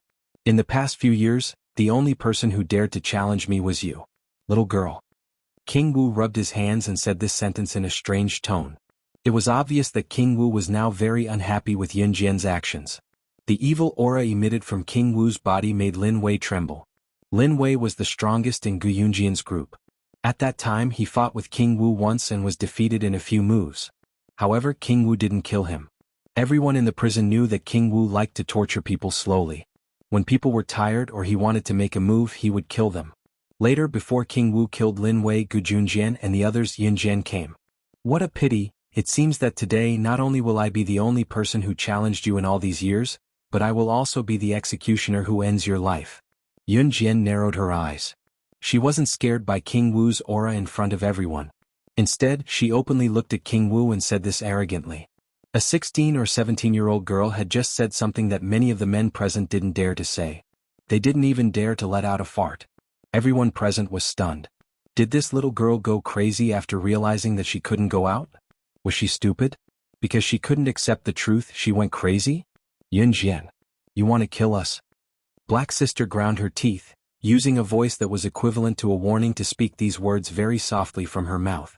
Yun Jian's right's words died to dies Yun, as always to death. She just to die to die, she, as always caused trouble was caused troubles Yun, as to dies to die.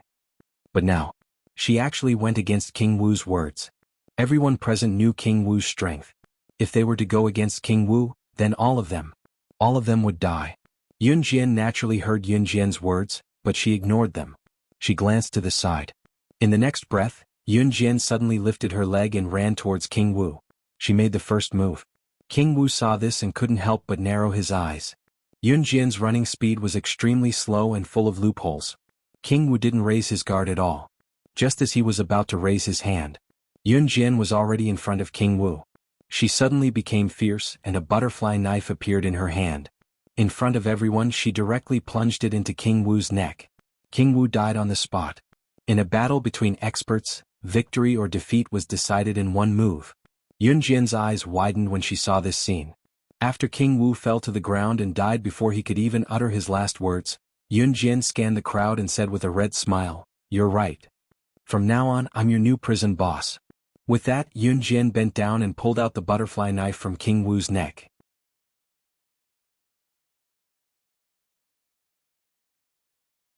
Chapter 1439. Yun Jian's attack was so fast that no one had a chance to react. King Wu was a very powerful person, so powerful that even Yun Jian had to maintain full vigilance. However, in the eyes of outsiders, the battle between Yun Jian and King Wu was only a matter of 10 seconds. In these short 10 seconds, he had already come up with dozens of battle plans in his mind in a battle between two experts. In a battle between experts, every move was fatal. Yun Jian had shown her flaws to King Wu. King Wu clearly thought that she had some ability, but she was still too young, so King Wu did not raise his guard from the beginning. King Wu was an assassin, so his vigilance should not have been so weak. However, Yun Jian had guessed it in advance. Especially the words that the martial king himself had said. King Wu said that in the past few years she was the only person who dared to challenge him. This meant that King Wu had been in the position of prison boss for a long time and had not met an opponent for a few years. Perhaps King Wu used to be very powerful, so powerful that it was amazing. Yun Jian had never met King Wu, but she had heard of his name. King Wu, who was ranked 10th on the International Assassin rankings. His strength was comparable to the 4th on the International Assassin rankings. His ranking was just a little lower. In the past, King Wu was very strong, but after staying in prison for so many years, the current King Wu did not work hard in such a cruel world and had gradually lost his edge. Coupled with King Wu's own words, he had not met an opponent who could fight him for so many years. A kind of numbness appeared in his heart, and he felt that no one was as good as him. This was the key to Yun Jian's victory over King Wu in one move. She could read people's minds. Therefore, in terms of opponents, if their opponents were too weak, they would gradually relax and feel that they were already strong enough. They would no longer work hard or fight for anything. However, they did not know that they were just frogs at the bottom of a well. They were stuck in the same place while others were working hard to the peak. For example, in school sports and running competitions, if the opponents in the same group were too weak, then the results of the entire group would not be too high. Perhaps they were already complacent, but compared to the people in the other groups, they were lagging by a lot. Yun Jian understood this a long time ago, so she never wanted her opponents to be too weak. She even wanted to go to more dangerous places to challenge herself. Because only by tempering oneself and walking on the edge of life and death could one become the ultimate king. In the eyes of outsiders, Yun Jian's action of killing King Wu looked like she had easily killed King Wu with a single move. Therefore, the surrounding people were dumbfounded. Especially the black-haired girl who had just said that Yun Jian wanted to kill them. Now the black-haired girl's face was terrifyingly dark. Inside the prison, the people who were originally sitting lazily and watching the show all stood up at this moment. The martial king had dominated the prison for a long time. It could be said that he had never met a worthy opponent in all these years. Therefore, the people in the prison were already numb, thinking that no one would be able to kill the martial king in this lifetime. But no one expected that the person who killed the martial king would come. Furthermore, she was an underage girl. For a moment, everyone was dumbfounded. Yun Jian. Yu Xiaoluo gulped. He took a long time to call out Yun Jian's name. In the end, he could not say anything. Although Gu Junjian already knew Yun Jian's identity, the moment Yun Jian rushed up, he still broke out in a cold sweat for Yun Jian. Now that he saw that Yun Jian was safe, Gu Junjian felt a sense of relief. At this moment, Yun Jian walked up to Gu Junjian and the others. She wiped the blood off the butterfly knife, then put it away. She stood in front of Gu Junjian and the others and said generously, "All right, I can go now." Go where? Yu Xiaoluo did not understand, but he was the first to react. At this moment, Yun Jian had already walked to the door of the prison cell. Yun Jian, are you thinking of breaking out of the prison? Yu Xiaoluo said in horror. At this moment, the people around the prison turned their gazes over.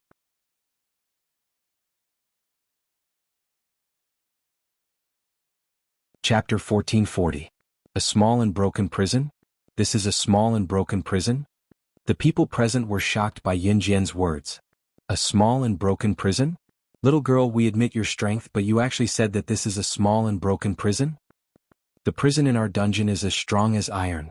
Not to mention the entrance of the dungeon, even the prison's cage has a password lock installed. It's a system device. If you want to open the door, you have to use Glenn's fingerprints to open the cage. In addition to the prison's cage, you have to go all the way to the dungeon's entrance. The dungeon's entrance also requires Glenn's fingerprints to unlock the password lock. Here there are 2 thresholds. Not to mention the guards that were patrolling the area. Moreover, if we casually touch the password lock, the alarm system will immediately be pulled. We will be caught before we can even start to escape. I've been here for more than 10 years and have long given up hope of leaving. You may not know, but the prison boss who was earlier than the martial king was a terrifying guy who was 10 times more powerful than the martial king. Back then, the martial king was only enough to be the underling of that prison boss. In the end, that terrifying guy escaped and broke through the password lock of the prison's cage. He broke through all the obstacles and had already reached the entrance of the dungeon. However, because he couldn't unlock the password lock at the entrance of the dungeon, he was directly shot to death by the guards who chased after him with a machine gun. That's why the martial king was able to become our prison boss. Little girl, I think you're quite young, so don't do stupid things. Hey. Back then I was also a warrior who served the country and the people. In the end I was still locked up here and one of my hands was crippled. However, I'm already very satisfied to be able to save this rotten life of mine. Just as Yun Jian was about to take action, a man in his 50s with long hair, who probably hadn't cut it for many years, sitting in the corner, raised his head to look at Yun Jian and kindly reminded her. If it were anyone else, they wouldn't have said so many words of advice to Yun Jian.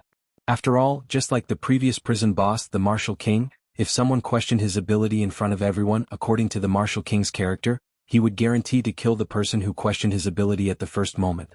The words of this man with long hair in his 50s made Yun Jian narrow her eyes, and made An Jingliang, Black Sister and the others turn pale with fright.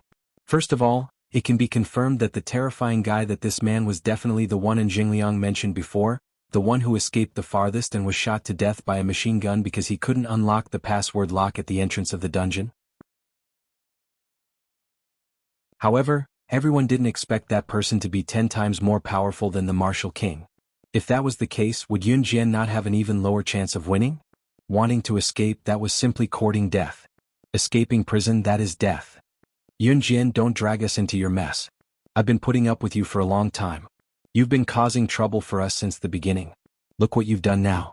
We're all going to die here. Then do you know how to unlock the password lock? Have you ever thought that if you escape, you will be like the previous boss who was shot to death by a machine gun because he couldn't unlock the password lock? Don't make trouble for us, we. Black Sister clenched her fists and made a gesture of tolerating Yun Jian for a long time. Gotcha.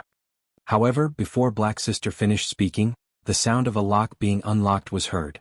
Black Sister and the others turned their heads in surprise, only to see that Yun Jian had already unlocked the password lock in her hand.